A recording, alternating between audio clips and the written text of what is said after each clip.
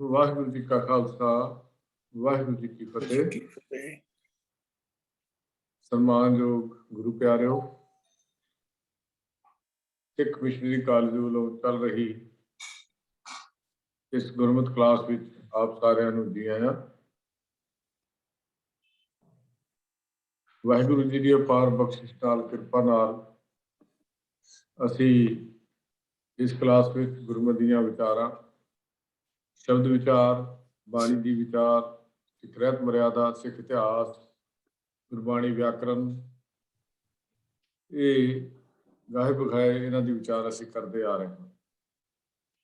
ਉਸ ਦੇ ਨਾਲ ਹੀ ਹਰ ਸੋਮਵਾਰ ਸਵਾਲ ਜਵਾਬ, ਜੋ ਆਪ ਜੀ ਵੱਲੋਂ ਭੇਜੇ ਹੋਏ ਸਵਾਲ ਹਨ, ਉਹਨਾਂ ਦੇ ਜਵਾਬ ਪੈਨਲ ਮੈਂਬਰਸ ਵੱਲੋਂ ਆਪ ਜੀ ਦੇ ਨਾਲ ਸਾਂਝੇ ਕੀਤੇ ਜਾਂਦੇ ਹਨ।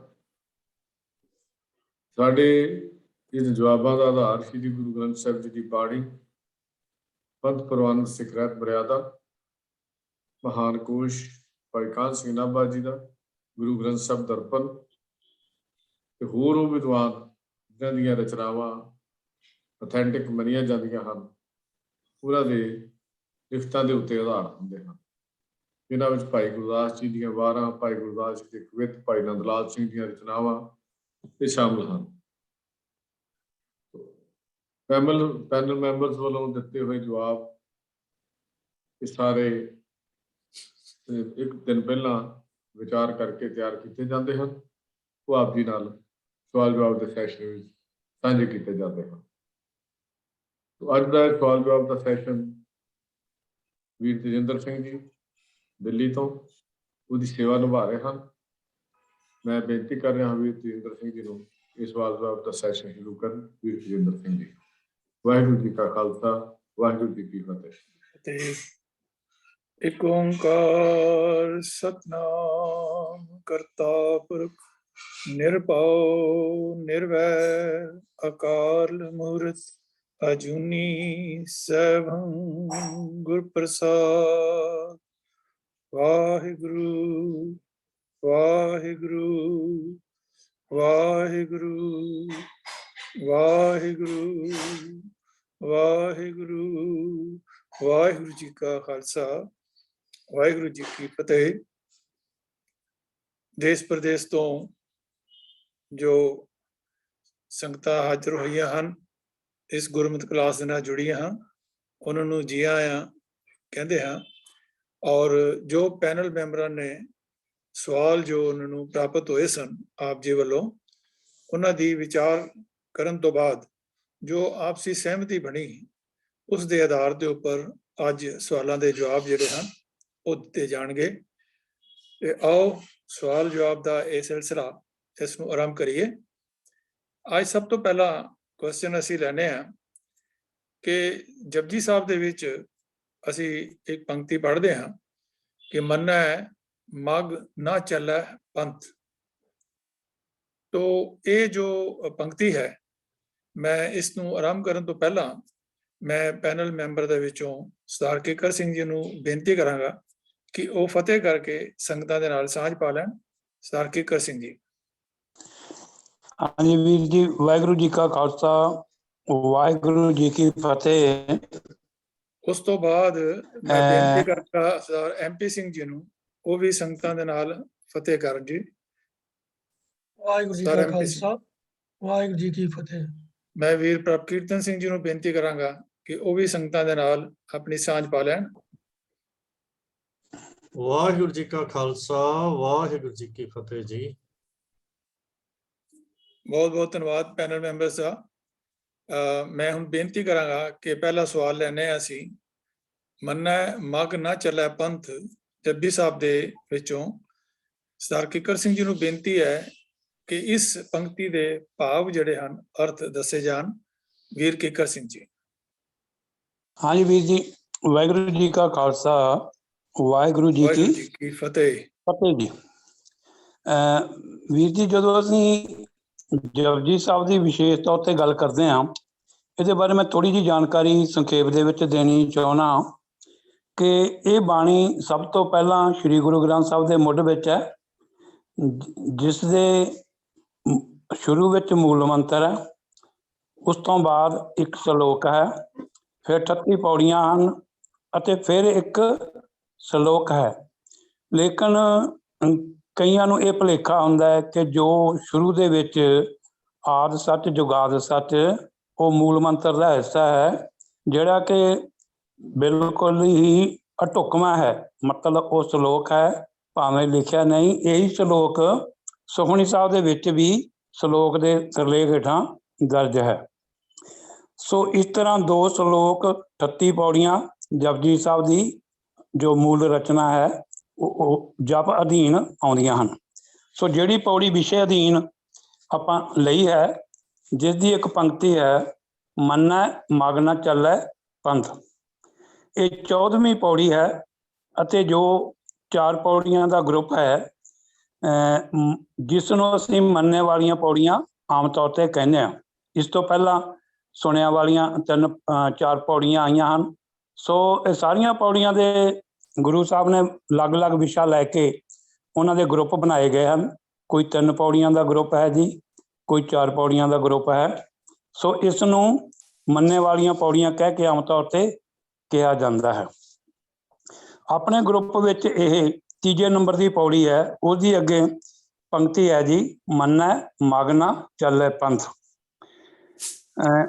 ਜਿਹੜੀ ਇਸ ਗਰੁੱਪ ਦੀ ਪਹਿਲੀ ਪੌੜੀ ਆ, ਉਸ ਦੇ ਵਿੱਚ ਮੰਨੇ ਸ਼ਬਦ ਆਉਂਦਾ, ਨੰਨੇ ਤੇ ਇੱਕ ਲਾਂ ਨਾਲ। ਬਾਕੀ 3 ਪੌੜੀਆਂ ਜਿਹੜੀਆਂ ਹੈਗੀਆਂ ਉਹਦੇ ਵਿੱਚ 12 ਵਾਰੀ ਮੰਨੇ ਸ਼ਬਦ ਆਇਆ, ਜਿਸ ਦੇ ਨੰਨੇ ਉੱਪਰ 2 ਲਾਵਾਂ ਹਨ। ਆਮ ਤੌਰ 'ਤੇ ਜਿਹੜੇ ਸਾਡੇ ਵੀਰ ਭੈਣ ਭਰਾ ਗੁਰਬਾਣੀ ਪੜ੍ਹਨ ਵਾਲੇ ਹਨ ਜਾਂ ਗ੍ਰੰਥੀ ਵੀਰ ਹਨ, ਜਦੋਂ ਅਸੀਂ ਪਿੰਡਾਂ ਦੇ ਵਿੱਚ ਜਾਂਦੇ ਹਾਂ ਤੇ ਉਹ ਇਸ ਚੀਜ਼ ਦਾ ਬਿਲਕੁਲ ਖਿਆਲ ਨਹੀਂ ਕਰਦੇ। ਉਹ ਮੰਨੇ ਤੇ ਮੰਨੈ ਨੂੰ ਇੱਕੋ ਰੂਪ 'ਚ ਹੀ ਪੜ੍ਹਦੇ ਹਨ, ਭਾਵ 2 ਲਾਵਾਂ ਨੂੰ ਵੀ ਇੱਕ ਲਾਮ ਉਚਾਰ ਕੇ ਹੀ ਪੜ੍ਹਦੇ ਹਨ। ਸੋ ਇਹ ਬਹੁਤ ਇੱਕ ਵੱਡੀ ਗਲਤੀ ਆ। ਇਸ ਦੇ ਨਾਲ ਅਰਥ ਭਾਵ ਵੀ ਬਦਲਦਾ ਤੇ ਉਚਾਰਨ ਵੀ ਗਲਤ ਹੋ ਜਾਂਦਾ ਹੈ। ਇਸੇ ਤਰ੍ਹਾਂ ਹੀ ਹੋਰ ਸ਼ਬਦ ਵੀ ਹਨ, ਗਾਵੈ ਗਾਵੇ ਪੜ੍ਹਦੇ ਹੈ, ਪਾਵੈ ਪਾਵੇ ਪੜ੍ਹਦੇ ਹਨ। ਭਾਵ ਇਹ ਖਿਆਲ ਰੱਖਣਾ ਬਹੁਤ ਜ਼ਰੂਰੀ ਆ।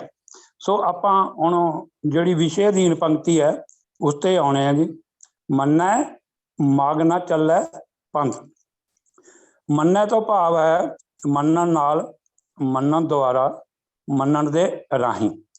ਇਸ ਦਾ ਇੱਕ ਹੋਰ ਵੀ ਅਰਥ ਬਣ ਜਾਂਦਾ, ਜਦੋਂ ਅਸੀਂ ਇਹਨੂੰ ਕਿਰਿਆ ਦੇ ਵਿੱਚ ਲੈਂਦੇ ਹਾਂ ਤਾਂ ਜਿਹੜਾ ਮੰਨਦਾ ਹੈ, ਭਾਵ ਮੰਨਣ ਵਾਲਾ, ਮੰਨਣ ਦੇ ਰਾਹੀਂ, ਮੰਨਣ ਦੁਆਰਾ ਉਹ ਅੱਗੇ ਕੀ ਨਹੀਂ ਕਰਦਾ ਹੈ ਜਾਂ ਕੀ ਕੰਮ ਕਰਦਾ ਹੈ ਜਾਂ ਉਹਨੂੰ ਕੀ ਪ੍ਰਾਪਤੀਆਂ ਆਉਂਦੀਆਂ, ਮੇਨ ਵਿਸ਼ਾ ਇਹ ਹੈ। ਤੇ ਮੰਨਣਾ ਕੀ ਹੈ, ਇਹ ਵੀ ਜ਼ਰੂਰੀ ਆ। ਕਈ ਵਾਰੀ ਕੁਝ ਲੁਪਤ ਹੁੰਦੀਆਂ ਚੀਜ਼ਾਂ, ਅਸੀਂ ਜੋ ਆਖਰੀ ਜਿਵੇਂ ਰਹਾਉ ਹੁੰਦਾ ਹਰ ਇੱਕ ਪੌੜੀ ਦੇ ਵਿੱਚ, ਸ਼ਬਦਾਂ ਦੇ ਵਿੱਚ ਰਹਾਉ ਹੁੰਦਾ, ਕੇਂਦਰੀ ਭਾਵ, ਉਹ ਵੀ ਅਸੀਂ ਆਪਣੇ ਖਿਆਲ ਵਿੱਚ ਰੱਖਣਾ ਹੁੰਦਾ।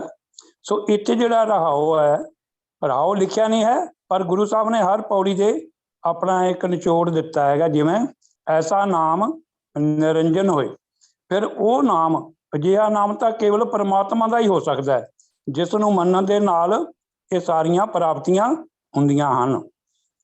ਜਿਹੜੀ ਵਿਸ਼ੇ ਅਧੀਨ ਪੰਕਤੀ ਚੁਣੀ ਗਈ ਹੈ, ਮੰਨੈ ਮਗਿ ਨ ਚੱਲੈ ਪੰਥ, ਉਹਦਾ ਵੀ ਇਹੀ ਭਾਵ ਹੈ, ਜਿਹੜਾ ਪਰਮਾਤਮਾ ਦੇ ਨਾਮ ਨੂੰ ਮੰਨਦਾ ਹੈ, ਪਰਮਾਤਮਾ ਦੇ ਨਾਮ ਨੂੰ ਮੰਨਣ ਨਾਲ, ਪਰਮਾਤਮਾ ਦੇ ਨਾਮ ਨੂੰ ਮੰਨਣ ਦੇ ਰਾਹੀਂ ਮੰਨਣ ਵਾਲਾ, ਮੰਨੈ ਮਗਿ ਨ ਚੱਲੈ ਪੰਥ। ਵੱਖ-ਵੱਖ ਦੇਸ਼ਾਂ ਦੇ ਵਿੱਚ ਵੱਖ-ਵੱਖ ਧਰਮ ਹਨ, ਵੱਖ-ਵੱਖ ਮਜ਼ਹਬ ਹਨ, ਜਾਂ ਵੱਖ-ਵੱਖ ਉਹਨਾਂ ਦੀ ਆਈਡੀਓਲੋਜੀ, ਉਹਨਾਂ ਦੇ ਸਿਧਾਂਤ ਹਨ। ਲੇਕਿਨ ਜਿਹੜਾ ਪਰਮਾਤਮਾ ਨੂੰ ਮੰਨਣ ਵਾਲਾ ਹੈ, ਉਹ ਹਮੇਸ਼ਾ ਸਰਬ ਵਿਆਪੀ, ਸਰਬਕਾਲੀ, ਸਦੀਵੀ ਧਰਮ ਨਾਲ ਜੁੜਦਾ ਹੈ। ਤੇ ਉਹ ਹੋਰ ਵੇਖਾ ਵੇਖੀ ਬਾਕੀ ਧਰਮਾਂ ਦੇ, ਜਿਵੇਂ ਕਿ ਆਮ ਤੌਰ 'ਤੇ ਬਹੁਤ ਗੱਲਾਂ ਉੱਦਾਂ ਹੀ ਪ੍ਰਚਲਿਤ ਹੋ ਜਾਂਦੀਆਂ ਹਨ, ਜਿਨ੍ਹਾਂ ਦਾ ਕੋਈ ਆਧਾਰ ਨਹੀਂ ਹੁੰਦਾ, ਕੇਵਲ ਸੁਣ ਸੁਣਾ ਕੇ ਜਾਂ ਦੇਖ ਕੇ ਹੀ ਪ੍ਰਚਲਿਤ ਹੁੰਦੀਆਂ ਹਨ। ਸੋ ਪਰਮਾਤਮਾ ਨੂੰ ਮੰਨਣ ਵਾਲਾ ਉਹ ਕੇਵਲ ਸੁਣ ਸੁਣਾ ਕੇ ਜਾਂ ਇੱਕ ਦੂਜੇ ਤੋਂ ਵੇਖ ਕੇ ਉਹ ਇਸ ਤਰ੍ਹਾਂ ਮਤਲਬ ਆਪਣਾ ਜਿਹੜਾ ਰਸਤਾ ਤੈਅ ਨਹੀਂ ਕਰਦਾ, ਉਹ ਅਜਿਹੇ ਰਸਤਿਆਂ 'ਤੇ ਨਹੀਂ ਚੱਲਦਾ। ਉਹ ਕੇਵਲ ਆਪਣਾ ਧਰਮ ਨਾਲ ਹੀ ਸੰਬੰਧ ਬਣਾਈ ਰੱਖਦਾ ਹੈ। ਇਹਨੂੰ ਇੱਕ ਅਸੀਂ ਪੰਜਾਬੀ ਦੇ ਵਿੱਚ ਇੱਕ ਸ਼ਬਦ ਵਰਤਦੇ ਹਾਂ, ਭੋਗਪਾਲ। ਜਿਵੇਂ ਮਹਾਨ ਕੋਸ਼ ਨੇ ਕਿਹਾ, ਵੀ ਭਾਵ ਜਿਹੜਾ ਪ੍ਰਮਾਤਮਾ ਨੂੰ ਮੰਨਣ ਵਾਲਾ ਉਹ ਕਦੇ ਵੀ ਲੋਕਾਂ ਨੂੰ ਵੇਖ ਕੇ ਭੇਡ ਚਾਲ ਨਹੀਂ ਚੱਲਦਾ। ਅਸਲ ਇਹਦਾ ਕੇਂਦਰੀ ਭਾਵ ਇਹੀ ਬਣਦਾ ਵੀ ਉਹ ਵੇਖਾ ਵੇਖੀ ਜਾਂ ਸੁਣ ਸੁਣਾ ਕੇ ਹੋਰ ਮਜ਼ਹਬਾਂ ਦੇ ਜਾਂ ਹੋਰ ਧਰਮਾਂ ਦੇ ਉਹ ਰਸਤਿਆਂ ਤੇ ਨਹੀਂ ਚੱਲਦਾ। ਉਹ ਕੇਵਲ ਤੇ ਕੇਵਲ ਇੱਕ ਧਰਮ ਨਾਲ ਆਪਣਾ ਸੰਬੰਧ ਬਣਾਈ ਰੱਖਦਾ ਹੈ। ਧਰਮ ਅਸਲ ਵਿੱਚ ਉਹੀ ਹੈ ਜਿਹੜਾ ਸਦੀਵੀ ਹੈ, ਸਦਾ ਕਾਲ ਲਈ ਹੈ ਅਤੇ ਹਮੇਸ਼ਾ ਰਹਿਣ ਵਾਲਾ ਹੈ। ਸੋ ਇਸ ਦਾ ਮੇਨ ਭਾਵ ਇਹੀ ਹੈ। ਵਾਹਿਗੁਰੂ ਜੀ ਕਾ ਖਾਲਸਾ, ਵਾਹਿਗੁਰੂ ਜੀ ਕੀ ਫਤਿਹ। ਤੇ ਵੀਰ ਜੀ ਨੇ ਬੜੇ ਹੀ ਵਿਸਤਾਰ ਦੇ ਨਾਲ ਇਸ ਪੰਕਤੀ ਦੇ ਅਰਥ ਜਿਹੜੇ ਹਨ ਸਾਨੂੰ ਸਮਝਾਏ ਹਨ ਕਿ ਜਿਸ ਨੇ ਪ੍ਰਭੂ ਦਾ ਨਾਮ ਮੰਨ ਲਿਆ ਹੈ, ਪ੍ਰਭੂ ਦਾ ਨਾਮ ਸਿਮਰਨ ਕੀਤਾ ਹੈ, ਜੋ ਗੁਰੂ ਦੇ ਦੱਸੇ ਮਾਰਗ ਤੇ ਚੱਲ ਪਿਆ ਹੈ, ਉਹ ਇੰਨਾ ਪਰਪੱਕ ਹੋ ਜਾਂਦਾ ਹੈ ਕਿ ਦੂਸਰੇ ਧਰਮ ਦੇ ਜਿਹੜੀਆਂ ਅਟਰੈਕਸ਼ਨਸ ਹਨ, ਅਗਰ ਉਹਨਾਂ ਨੂੰ ਭੁਲਾਉਣ ਦੀ ਕੋਸ਼ਿਸ਼ ਕੀਤੀ ਜਾਂਦੀ ਹੈ, ਆਪਣੇ ਪਿੱਛੇ ਲਾਉਣ ਦੀ ਕੋਸ਼ਿਸ਼ ਕੀਤੀ ਜਾਂਦੀ ਹੈ ਭੇਡ ਚਾਲ ਕਰਕੇ, ਤਾਂ ਉਹ ਵਿਅਕਤੀ ਜਿਹੜਾ ਹੈ ਆਪਣੇ ਮਾਰਗ ਦੇ ਉੱਪਰ ਸਥਿਰ ਰਹਿੰਦਾ ਹੈ।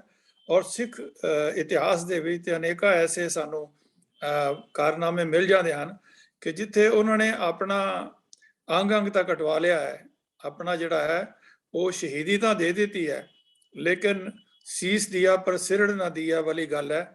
ਜਿਹੜੀ ਆਪਣੇ ਵਿਸ਼ਵਾਸ ਸੀ ਉਸ ਆਪਣੇ ਧਰਮ ਦੇ ਉੱਤੇ, ਉਸ ਨੂੰ ਡੋਲਣ ਨਹੀਂ ਦਿੱਤਾ ਤੇ ਉਹ ਹੋਰ ਮਤਾਂਤਰਾਂ ਨੂੰ, ਕਿਸੇ ਵੀ ਹੋਰ ਧਰਮ ਨੂੰ ਜ਼ਬਰਦਸਤੀ ਜਿਹੜੀ ਮਨਾਉਣ ਦੀ ਕੋਸ਼ਿਸ਼ ਸੀ ਉਸ ਨੂੰ ਜਿਹੜਾ ਹੈ ਸਵੀਕਾਰ ਨਹੀਂ ਕੀਤਾ ਤੇ ਆਪਣੇ ਸੱਚੇ ਪੱਕੇ ਇਰਾਦੇ ਦੇ ਉੱਪਰ, ਸਿੱਖ ਧਰਮ ਦੇ ਉੱਪਰ ਉਹ ਦ੍ਰਿੜ ਰਹੇ ਹਨ। ਤੋ ਇਹ ਇਸ ਪੰਕਤੀ ਦਾ ਜਿਹੜਾ ਮੇਨ ਭਾਵ ਹੈ, ਜੋ ਵੀਰ ਜੀ ਨੇ ਬੜੇ ਹੀ ਸੁਚੱਜੇ ਢੰਗ ਦੇ ਨਾਲ ਔਰ ਸਾਰੀ ਕੋਟੇਸ਼ਨ ਸਾਨੂੰ ਸਮਝਾ ਕਰਕੇ ਕਿਵੇਂ ਪੌੜੀਆਂ ਦੇ ਗਰੁੱਪ ਹਨ ਔਰ ਉਹਨਾਂ ਗਰੁੱਪਾਂ ਦੇ ਵਿੱਚ ਕਿਵੇਂ ਜਿਹੜੀ ਰਹਾਉ ਦੀ ਪੰਕਤੀ ਹੈ ਉਹ ਇਹਨਾਂ ਦੇ ਵਿੱਚੋਂ ਗੁਰੂ ਸਾਹਿਬ ਨੇ, ਗੁਰੂ ਨਾਨਕ ਪਾਤਸ਼ਾਹ ਜੀ ਨੇ ਅੰਕਿਤ ਕੀਤੀ ਹੈ। ਸੋ ਬਹੁਤ ਬਹੁਤ ਧੰਨਵਾਦ ਵੀਰ ਕਿੱਕਰ ਸਿੰਘ ਜੀ ਆਪ ਜੀ ਦਾ। ਆਪ ਜੀ ਨੇ ਬੜੇ ਸੁਚੱਜੇ ਢੰਗ ਨਾਲ ਇਸ ਦਾ ਜਵਾਬ ਦਿੱਤਾ ਹੈ। ਮੈਂ ਬੇਨਤੀ ਕਰਾਂਗਾ, ਅਗਲਾ ਸਵਾਲ ਹੈ ਕਿ ਗੁਰੂ ਗ੍ਰੰਥ ਸਾਹਿਬ ਜੀ ਦੇ ਪੰਨਾ 553 ਦੇ ਉੱਪਰ ਆਪੇ 10 ਵਰਨ ਉਪਾਇਨ, ਆਪ ਬ੍ਰਹਮ ਆਪ ਰਾਜ ਲੀਆ, ਇਸ ਵਿੱਚ ਅੰਕਿਤ ਜਿਹੜੇ 4 ਵਰਨ ਹਨ ਇਹ ਕਿਹੜੇ ਹਨ? ਇਹ 18 ਹਨ ਕਿ 4 ਹਨ? ਇਹ ਜੋ ਸਵਾਲ ਹੈ ਇਹ ਬੜਾ ਸਾਨੂੰ ਪਾਇਆ ਗਿਆ ਹੈ। ਤਾਂ ਮੈਂ ਵੀਰ MP ਸਿੰਘ ਜੀ ਨੂੰ ਬੇਨਤੀ ਕਰਾਂਗਾ ਕਿ ਉਹ ਇਸ ਗੁੰਝਲਦਾਰ ਵਿਸ਼ੇ ਨੂੰ ਸੁਖਾਣ ਕਰਕੇ ਸੰਗਤਾਂ ਦੇ ਸਾਹਮਣੇ ਰੱਖਣ। ਵੀਰ MP ਸਿੰਘ ਜੀ। ਵਾਹਿਗੁਰੂ ਜੀ ਕਾ ਖਾਲਸਾ, ਵਾਹਿਗੁਰੂ ਜੀ ਕੀ ਫਤਿਹ। ਸੋ ਜਿਹੜੀ ਵਿਚਾਰ ਅਧੀਨ ਪੰਕਤੀ ਹੈ ਗੁਰੂ ਗ੍ਰੰਥ ਸਾਹਿਬ ਜੀ ਦੇ ਪਾਵਨ ਅੰਗ 553 ਦੇ ਉੱਪਰ ਸੁਸ਼ੋਭਿਤ ਹੈ। ਇਹ ਬਿਹਾਗੜੇ ਦੀ ਵਾਰ ਦੀ 13ਵੀਂ ਪੌੜੀ ਹੈ। ਪੌੜੀ ਦਾ ਜੋ ਵਿਸ਼ਾ ਹੈ ਉਹ ਤਾਂ ਪਰਮਾਤਮਾ ਦੀ ਸਿਫਤ ਸਲਾਹ ਹੈ ਤੇ ਉਹਦੇ ਵਿੱਚ ਗੱਲ ਇਹੀ ਸਮਝਾਈ ਗਈ ਹੈ ਕਿ ਸ੍ਰਿਸ਼ਟੀ ਦੇ ਅੰਦਰ ਜੋ ਕੁਝ ਵੀ ਨਜ਼ਰ ਆ ਰਿਹਾ ਹੈ, ਚੰਗਾ ਜਾਂ ਮਾੜਾ ਜਾਂ ਕੋਈ ਹੈਰਾਨ ਕਰ ਦੇਣ ਵਾਲਾ, ਉਹ ਸਭ ਕੁਝ ਕਰਨ ਵਾਲਾ ਪ੍ਰਭੂ ਪਰਮਾਤਮਾ ਆਪ ਹੀ ਹੈ। तो लेकिन जो सवाल उठा है वो इस गल तो उठा है कि ਇਹਦੇ 'ਚ ਜ਼ਿਕਰ ਆ ਗਿਆ ਹੈ ਆਪੇ 10 ਵਰਨ ਉਪਾਇਨ, ਆਪ ਬ੍ਰਹਮ ਆਪ ਰਾਜ ਲਿਆ, ਕਿ परमात्मा ने ही आपे ये 10 मतलब 10 जमा 8 18 वर्ण उपायन पैदा किए हैं ते आप ही उसने ब्रह्म की रचना की, आप ही अपना राज स्थापित किया है। तो आम साडे बोलचाल के अंदर, साडी जानकारी के अंदर 4 वर्णों की गल असीं सुनते हैं। तो जिन्हां वर्णों का जिक्र आ रहा है ब्राह्मणी मत की वर्ण वंड है। एक गल सानू पहला ध्यान च रख लेनी चाहिए है कि सिक्खी समाज के अंदर इस वर्ण वंड नूं बिल्कुल ही कंडेम किया गया है, स्वीकार नहीं किया गया। तो वर्ण भावें 4 ते भावें 18 जो भी वंड है वह सिख धर्म के विच या सिक्खी समाज के लोगों के नाल दूर नेड़े का भी कोई संबंध नहीं है। तो ये इन्हां दी समझ वास्ते असी जो इन्हां दा वर्णन मिलता है हिंदू मत के ग्रंथों के विचों उत्तों जानकारी प्राप्त की है। जिहड़ी महान कोश के करता भाई कान सिंह नाभा जी ने भी बड़े सुचज्जे ढंग नाल अपने महान कोश के अंदर 10 वर्ण जिहड़ा ये लफज आया इस पंक्ति के अंदर, इसकी व्याख्या करदे होया ये जानकारी महान कोश विच दर्ज की है। तो ये समझण वास्ते कि भाई हुण 18 वर्ण किस तरह हैं। 4 वर्णों बारे तो असीं सब जानते हाँ, ब्राह्मण, खत्री, वैश्य ते शूद्र।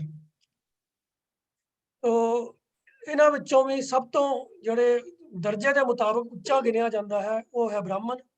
ਦੂਸਰੇ ਨੰਬਰ ਤੇ ਆਉਂਦੇ ਹਨ ਖੱਤਰੀ, ਤੀਸਰੇ ਨੰਬਰ ਤੇ ਆਉਂਦੇ ਹਨ ਵੈਸ਼ ਤੇ ਚੌਥੇ ਨੰਬਰ ਤੇ ਆਉਂਦੇ ਹਨ ਸ਼ੂਦਰ।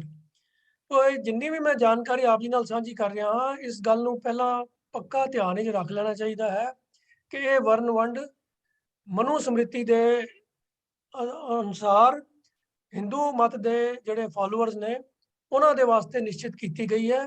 ਸਿੱਖ ਸਮਾਜ ਦੇ ਸਿੱਖ ਪਰਿਵਾਰਾਂ ਦਾ ਇਸ ਵਰਨ ਵੰਡ ਦੇ ਨਾਲ ਕੋਈ ਤਲਕ ਨਹੀਂ ਹੈ। ਤੋ ਇਹ ਜਿਹੜੇ ਚਾਰ ਵਰਨ ਹਨ ਮੁੱਖ, ਬ੍ਰਾਹਮਣ, ਖੱਤਰੀ, ਵੈਸ਼ ਤੇ ਸ਼ੂਦਰ, ਇਹ ਉਹਨਾਂ ਦੀ ਵਰਨ ਵੰਡ ਦੇ ਮੁਤਾਬਕ ਸ਼ੁੱਧ ਵਰਨ ਗਿਣੇ ਜਾਂਦੇ ਹਨ।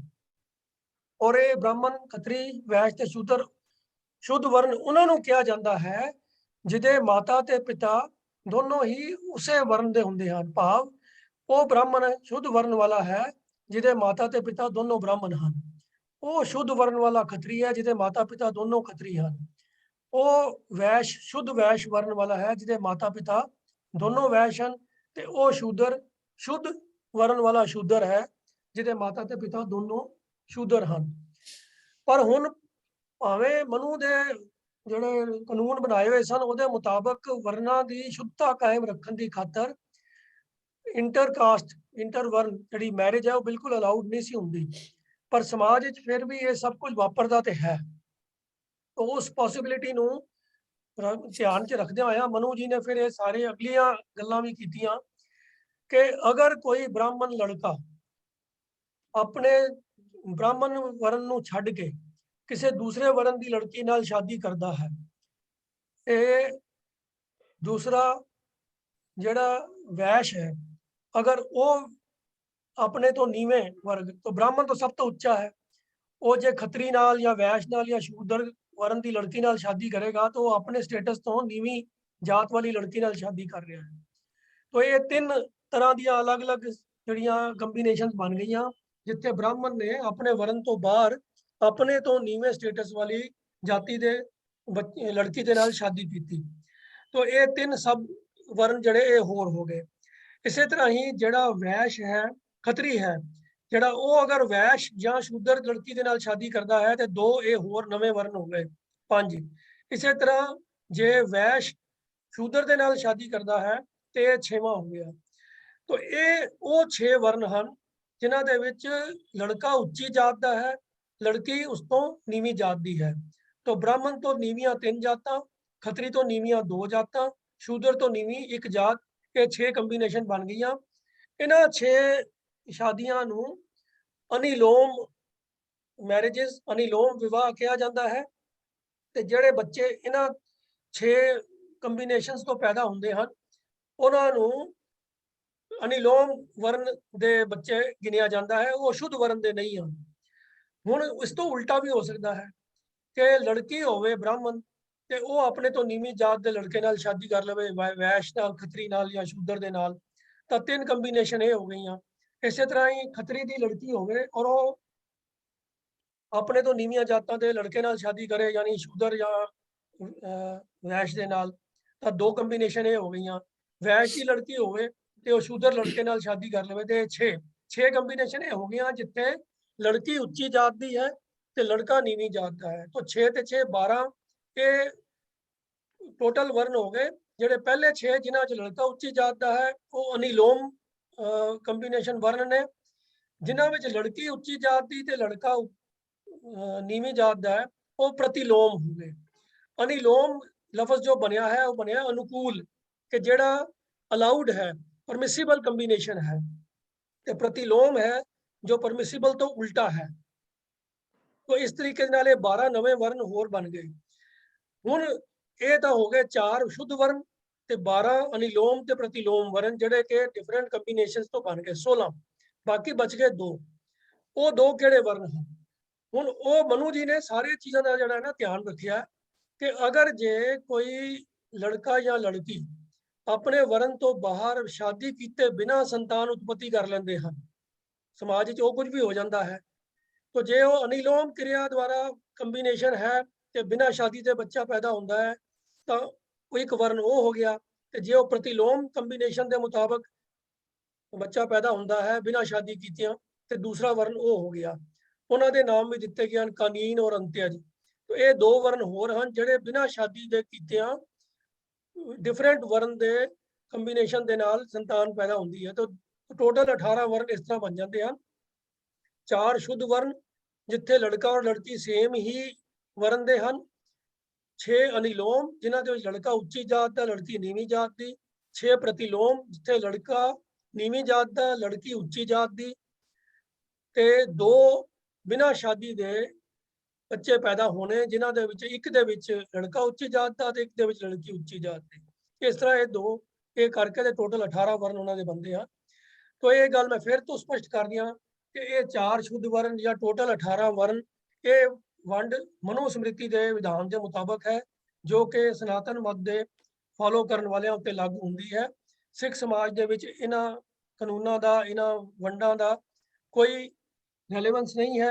पर अफसोस की गल ये कहनी पैंदी है कि साडे समाज के विच भी सिक्खी सरूप वाले बंदे भी विआह शादियां दे वेले ਇਹ ਜਾਤ ਪਾਤ ਦੀਆਂ ਇਹ ਉੱਚੀ ਨੀਵੇਂ ਕੰਬੀਨੇਸ਼ਨ ਦਾ ਬੜਾ ਧਿਆਨ ਰੱਖਦੇ ਹਨ।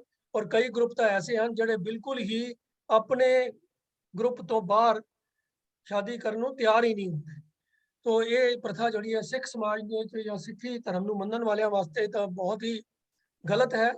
ਪਰ ਦੇਖਾ ਦੇਖੀ ਗਲਤ ਚੀਜ਼ਾਂ ਵੀ ਇਨਸਾਨ ਕਰਦੇ ਹੀ ਰਹਿੰਦੇ ਹਨ। तो लेकिन ਇਹ ਉਹਨਾਂ ਦੇ ਆਧਾਰ ਦੇ ਉੱਤੇ ਹੀ ਮਨੂ ਜੀ ਨੇ ਵੀ ਇਸ ਤਰੀਕੇ ਦੇ ਨਾਲ 4 शुद्ध वर्ण तो इलावा ਜਿਹੜੇ 14 ਹੋਰ ਵਰਨਾਂ ਦੀ ਵੰਡ ਜਿਹੜੀ ਦਿੱਤੀ ਹੈ। ਟੋਟਲ 18 ਵਰਨ ਇਸ ਤਰ੍ਹਾਂ ਹੋ ਜਾਂਦੇ ਹਨ। ਇਤਨੀ ਸੂਚਨਾ ਪ੍ਰਵਾਨ ਕਰਨੀ ਜੀ। ਵਾਹਿਗੁਰੂ ਜੀ ਕਾ ਖਾਲਸਾ, ਵਾਹਿਗੁਰੂ ਜੀ ਕੀ ਫਤਿਹ। ਵੀਰ ਐਮਪੀ ਸਿੰਘ ਜੀ ਨੇ ਬੜੇ ਵਿਸਤਾਰ ਦੇ ਨਾਲ ਮਨੂ ਸਿਮਰਤੀ ਦਾ ਰੈਫਰੈਂਸ ਦੇ ਕਰਕੇ ਜੋ ਭਾਈ ਕਾਨ ਸਿੰਘ ਜੀ ਨਾਭਾ ਨੇ ਆਪਣੇ ਮਹਾਨ ਕੋਸ਼ ਵਿੱਚ ਦਿੱਤਾ ਹੈ ਉਸ ਅਨੁਸਾਰ ਆਪ ਜੀ ਨੂੰ ਪੂਰੀ ਡਿਟੇਲ ਜਿਹੜੀ ਹੈ ਉਹ ਦੱਸੀ ਹੈ ਕਿ 18 ਵਰਨ ਜੋ ਗੁਰਬਾਣੀ ਦੇ ਵਿੱਚ ਗੁਰੂ ਗ੍ਰੰਥ ਸਾਹਿਬ ਦੇ ਅੰਕ 553 ਤੇ ਆਏ ਹਨ ਉਹ ਕੀ ਹਨ। ਜਿਵੇਂ ਉਹਨਾਂ ਨੇ ਆਪ ਹੀ ਸਪਸ਼ਟ ਕੀਤਾ ਹੈ ਕਿ ਇਹਦਾ ਸਿੱਖ ਸਮਾਜ ਦੇ ਨਾਲ ਸਿਧਾਂਤਕ ਤੌਰ ਤੇ ਕੋਈ ਜਿਹੜਾ ਹੈ ਸੰਬੰਧ ਨਹੀਂ ਹੈ। ਲੇਕਿਨ ਜਿਵੇਂ ਉਹਨਾਂ ਨੇ ਕਿਹਾ ਹੈ ਕਿ ਅੱਜ ਕੱਲ ਪਿੰਡਾਂ ਵਿੱਚ ਦੇ ਅੰਦਰ ਅੱਜ ਕੱਲ ਇਹ ਬੜੀ ਰੀਤ ਹੈ ਕਿ ਅਸੀਂ ਕਿਤੇ ਵੀ ਕੋਈ ਵਿਆਹ ਸ਼ਾਦੀ ਹੋਵੇ ਉੱਥੇ ਸਭ ਤੋਂ ਪਹਿਲਾਂ ਜਿਹੜੇ ਹਨ ਅਸੀਂ ਪੰਡਤ ਕੋਲ ਜਾਂਦੇ ਹਾਂ। ਜੇ ਬੱਚਾ ਜੰਮਦਾ ਹੈ ਤੇ ਤਾਂ ਵੀ ਅਸੀਂ ਬੱਚੇ ਕੋਲ ਜਾ ਕਰਕੇ ਤੇ ਉਹਦੀ ਜਨਮ ਪੱਤਰੀ ਬਣਵਾਉਂਦੇ ਹਾਂ।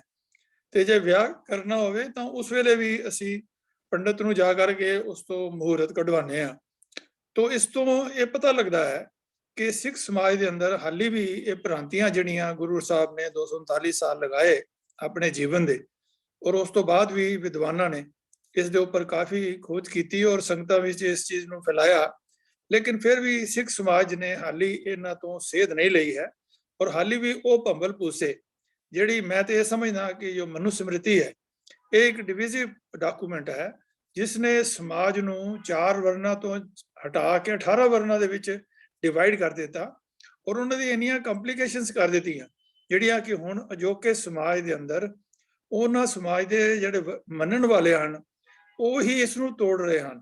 ਔਰ ਜਿਹੜੀਆਂ ਮੈਰਿਜਸ ਜਿਹੜੀਆਂ ਹੋਰ ਇੰਟਰਕਾਸਟ ਮੈਰਿਜਸ ਜਿਹੜੀਆਂ ਹੋ ਰਹੀਆਂ ਹਨ ਉਸ ਨੂੰ ਵੀ ਜਿਹੜਾ ਹੈ ਉਹ ਸਮਾਜ ਵਾਲੇ ਹਾਲੇ ਵੀ ਚੈਲੰਜ ਕਰ ਰਹੇ ਹਨ ਤੇ ਉਹ ਪ੍ਰੋਟੈਕਸ਼ਨ ਪੁਲਿਸ ਪ੍ਰੋਟੈਕਸ਼ਨ ਮੰਗਦੇ ਹਨ ਕਿਸੇ ਤਰੀਕੇ ਨਾਲ ਮੰਗਦੇ ਹਨ। ਔਰ ਸਾਨੂੰ ਇਸ ਬਾਰੇ ਜ਼ਿਆਦਾ ਪ੍ਰਚਾਰ ਕਰਨ ਦੀ ਲੋੜ ਹੈ ਕਿ ਅਸੀਂ ਵੱਧ ਤੋਂ ਵੱਧ ਇਸ ਗੱਲ ਦਾ ਪ੍ਰਚਾਰ ਕਰੀਏ ਕਿ ਸਿੱਖ ਸਮਾਜ ਦੇ ਅੰਦਰ ਕੋਈ ਜਾਤ ਪ੍ਰਥਾ ਨਹੀਂ ਹੈ, ਕੋਈ ਵਰਨ ਪ੍ਰਥਾ ਨਹੀਂ ਹੈ। ਸਾਡਾ ਇੱਕੋ ਹੀ ਵਰਨ ਹੈ, ਉਹ ਹੈ ਖਾਲਸਾ ਪੰਥ ਹੈ ਔਰ ਅਸੀਂ ਸਾਰੇ ਗੁਰੂ ਗੋਬਿੰਦ ਸਿੰਘ ਮਹਾਰਾਜ ਦੇ ਬੱਚੇ ਹਾਂ। ਉਹ ਸਾਡੇ ਪਿਤਾ ਜੀ ਹਨ ਔਰ ਮਾਤਾ ਸਾਹਿਬ ਕੌਰ ਜੀ ਸਾਡੀ ਮਾਤਾ ਹੈ ਔਰ ਅਸੀਂ ਅਨੰਦਪੁਰ ਸਾਹਿਬ ਦੇ ਰਹਿਣ ਵਾਲੇ ਹਾਂ। ਇਹ ਗੱਲ ਸਾਡੇ ਮਨ ਵਿੱਚ ਆਵੇ ਤਾਂ ਅਸੀਂ ਮੈਰਿਜਸ ਕਰਨ ਲੱਗਿਆ ਕਿਸੇ ਤਰੀਕੇ ਦਾ ਵੀ ਸੋਚ ਵਿਚਾਰ ਨਹੀਂ ਕਰਾਂਗੇ।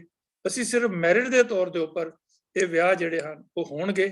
ਇਹ ਸਾਡੀ ਜਿਹੜੀ ਹੈ ਆਸਾ ਹੈ ਕਿ ਇਸ ਤਰੀਕੇ ਨਾਲ ਇਹ ਸਿੱਖ ਸਮਾਜ ਦੇ ਵਿੱਚ ਐਸੀ ਗੱਲ ਆਵੇ ਤੇ ਇਹ ਜਿਹੜੀਆਂ ਮਨੂ ਸਿਮਰਤੀਆਂ ਦੇ ਜਿਹੜੇ ਚੱਕਰ ਹਨ ਇਹਨਾਂ ਤੋਂ ਸਿੱਖ ਸਮਾਜ ਨੂੰ ਬਚਾਈ ਰੱਖੀਏ। ਬਹੁਤ ਬਹੁਤ ਧੰਨਵਾਦ ਵੀਰ ਐਮਪੀ ਸਿੰਘ ਜੀ, ਆਪ ਜੀ ਨੇ ਬੜਾ ਸੁੰਦਰ ਤਰੀਕੇ ਨਾਲ ਡਿਟੇਲ ਜਵਾਬ ਦਿੱਤਾ ਹੈ।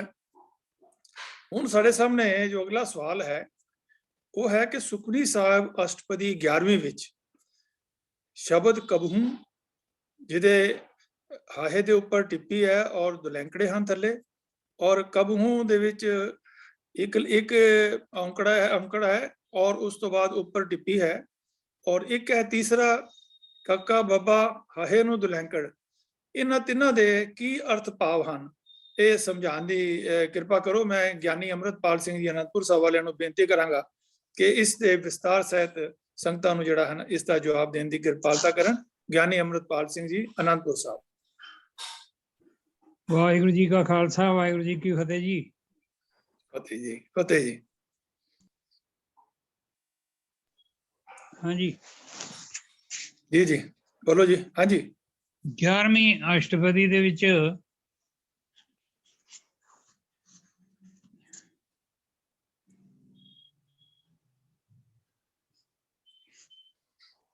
ਪੰਜਵੇਂ ਪਦੇ ਤੋਂ ਕਬਹੂ ਸ਼ਬਦ ਸ਼ੁਰੂ ਹੁੰਦਾ ਹੈ ਤੇ ਸਵਾਲ ਇਹਦੇ ਉਚਾਰਨ ਬਾਰੇ ਹੈ ਜੀ। ਅਰਥਾਂ ਬਾਰੇ, ਉਚਾਰਨ ਦੋਨੋਂ ਬਾਰੇ। ਇਹ ਜਿੱਥੇ ਜਿੱਥੇ ਵੀ ਆਇਆ ਨਾ ਜੀ, ਉੱਥੇ ਅਰਥ ਤਾਂ ਇਹਦਾ ਕਦੇ ਹੀ ਹੈ, ਹਾਂਜੀ ਹੋਰ ਕੋਈ ਅਰਥ ਨਹੀਂ ਹੈ। ਕਬਹੂ ਦਾ ਮਤਲਬ ਕਦੇ ਹੀ ਹੈ। ਪੰਜਾਬੀ 'ਚ ਹਾਂਜੀ। ਅਸੀਂ ਇਹੀ ਕੁਝ ਕਹਾਂਗੇ। ਜੀ ਬਾਕੀ ਉਚਾਰਨ ਜਿਹੜਾ ਨਾ ਜੀ, ਇਹਦੇ ਵਿੱਚ ਇਸੇ ਹੀ ਅਸ਼ਟਪਦੀ ਦੇ ਵਿੱਚ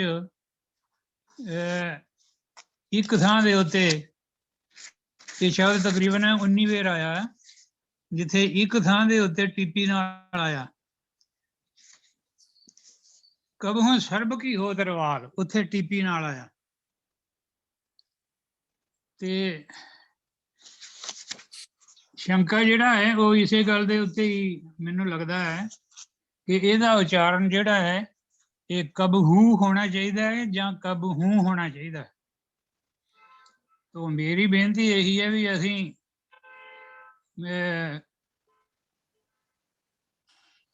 ਇਹ ਟਿੱਪੀ ਨਾਲ ਹੀ ਸਾਰੀਆਂ ਥਾਵਾਂ ਦੇ ਉੱਤੇ ਬੋਲਿਆ ਜਾਣਾ ਚਾਹੀਦਾ ਹੈ, ਕਿਉਂਕਿ ਗੁਰੂ ਗ੍ਰੰਥ ਸਾਹਿਬ ਦੇ ਵਿੱਚ ਕੁਝ ਕੁ ਪਠਾਂਤਰ ਭੇਦ ਜਿਹੜੇ ਆ ਉਹ ਸੰਕੇਤਕ ਆਏ ਹੋਏ ਆ, ਜਿਨ੍ਹਾਂ ਨੂੰ ਉਚਾਰਨ ਕਰਨ ਦੇ ਵਾਸਤੇ ਉੱਥੇ ਮਾਤਰਾ ਵੀ ਵਰਤੀਆਂ ਹੋਈਆਂ। ਤੇ ਗੁਰੂ ਗ੍ਰੰਥ ਸਾਹਿਬ ਮਹਾਰਾਜ ਦੇ ਵਿੱਚ ਟਿੱਪੀ ਦੇ ਨਾਲ ਇਹ ਸ਼ਬਦ ਜਿਹੜਾ ਹੈ ਇਹ ਵੀ ਕਈ ਦਫਾ ਆਇਆ ਹੈ। ਸਭ ਤੋਂ ਪਹਿਲਾਂ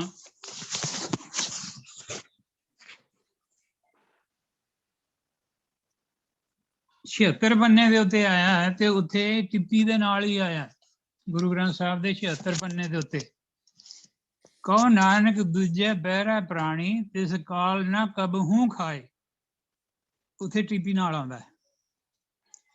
ਉਸ ਤੋਂ ਇਲਾਵਾ 149 ਪੰਨੇ ਦੇ ਉੱਤੇ ਸਤਿਗੁਰੂ ਹੋਏ ਦਇਆਲ ਤਾਂ ਕਬਹੂ ਨਾ ਕਬਹੂ ਝੂਰੀ ਹੈ। ਸਤਿਗੁਰੂ ਹੋਏ ਦਇਆਲ ਨਾ ਕਬਹੂ ਝੂਰੀ ਹੈ, ਉੱਥੇ ਵੀ ਟਿੱਪੀ ਦੇ ਨਾਲ ਆਇਆ। ਇਸੇ ਤਰ੍ਹਾਂ ਅੱਗੇ ਹੋਰ ਕਈ ਥਾਵਾਂ ਦੇ ਉੱਤੇ ਗੁਰੂ ਗ੍ਰੰਥ ਸਾਹਿਬ ਮਹਾਰਾਜ ਦੇ ਵਿੱਚ ਆਇਆ, ਜਿਹਦਾ ਸਾਰਾ ਸਮੇਂ ਸਮੇਂ ਨੋਟ ਕੀਤਾ ਜਾ ਸਕਦਾ ਹੈ। ਤੇ ਇੱਕ ਮੈਂ ਤੁਹਾਨੂੰ ਦੱਸਦਾ ਹਾਂ 1257 ਪੰਨੇ ਦੇ ਉੱਤੇ ਕਬਹੂ ਸਾਹਿਬ ਦੇਖਿਆ ਭੈਣ, ਉੱਥੇ ਵੀ ਟਿੱਪੀ ਦੇ ਨਾਲ ਆਇਆ ਹੈ। ਹੋਰ ਬਾਣੀ ਦੇ ਵਿੱਚ ਵੀ ਇਸ ਤਰ੍ਹਾਂ, ਇਸ ਕਰਕੇ ਇਹਦਾ ਜਿਹੜਾ ਮੂਲ ਪਾਠ ਹੈ ਨਾ ਜੀ, ਉਹ ਟਿੱਪੀ ਛੱਡ ਕੇ ਨਹੀਂ ਹੈ, ਟਿੱਪੀ ਸਮੇਤ ਹੀ ਬੋਲਿਆ ਜਾਣਾ ਚਾਹੀਦਾ ਹੈ ਕਬਹੂ। ਤੇ ਜਿੱਥੇ ਇਹ ਉਥੇ ਦੁਲਾਵਾਂ ਦੇ ਨਾਲ ਆਇਆ ਤੇ ਟਿੱਪੀ ਨਾਲ ਲਾ ਦੇਣੀ, ਬੋਲ ਦੇਣੀ, ਤਾਂ ਇਹ ਸ਼ੁੱਧ ਹੋਏਗਾ। ਇਸੇ ਤਰ੍ਹਾਂ ਕਬੋਂ ਕੱਕਾ ਬੱਬਾ ਹਾਹੇ ਨੂੰ ਔਂਕੜ,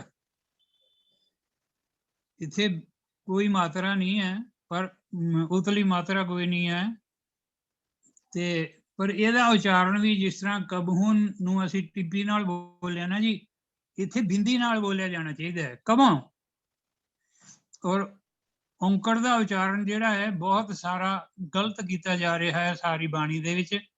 ਜਿਸ ਤਰ੍ਹਾਂ ਸਿਆਰੀ ਦਾ ਹਾਹੇ ਨੂੰ ਸਿਆਰੀ ਦਾ ਉਚਾਰਨ ਗਲਤ ਹੋ ਰਿਹਾ, ਉਹਨੂੰ ਦੁਲਾਵਾਂ ਬਣਾ ਦਿੰਦੇ ਨੇ।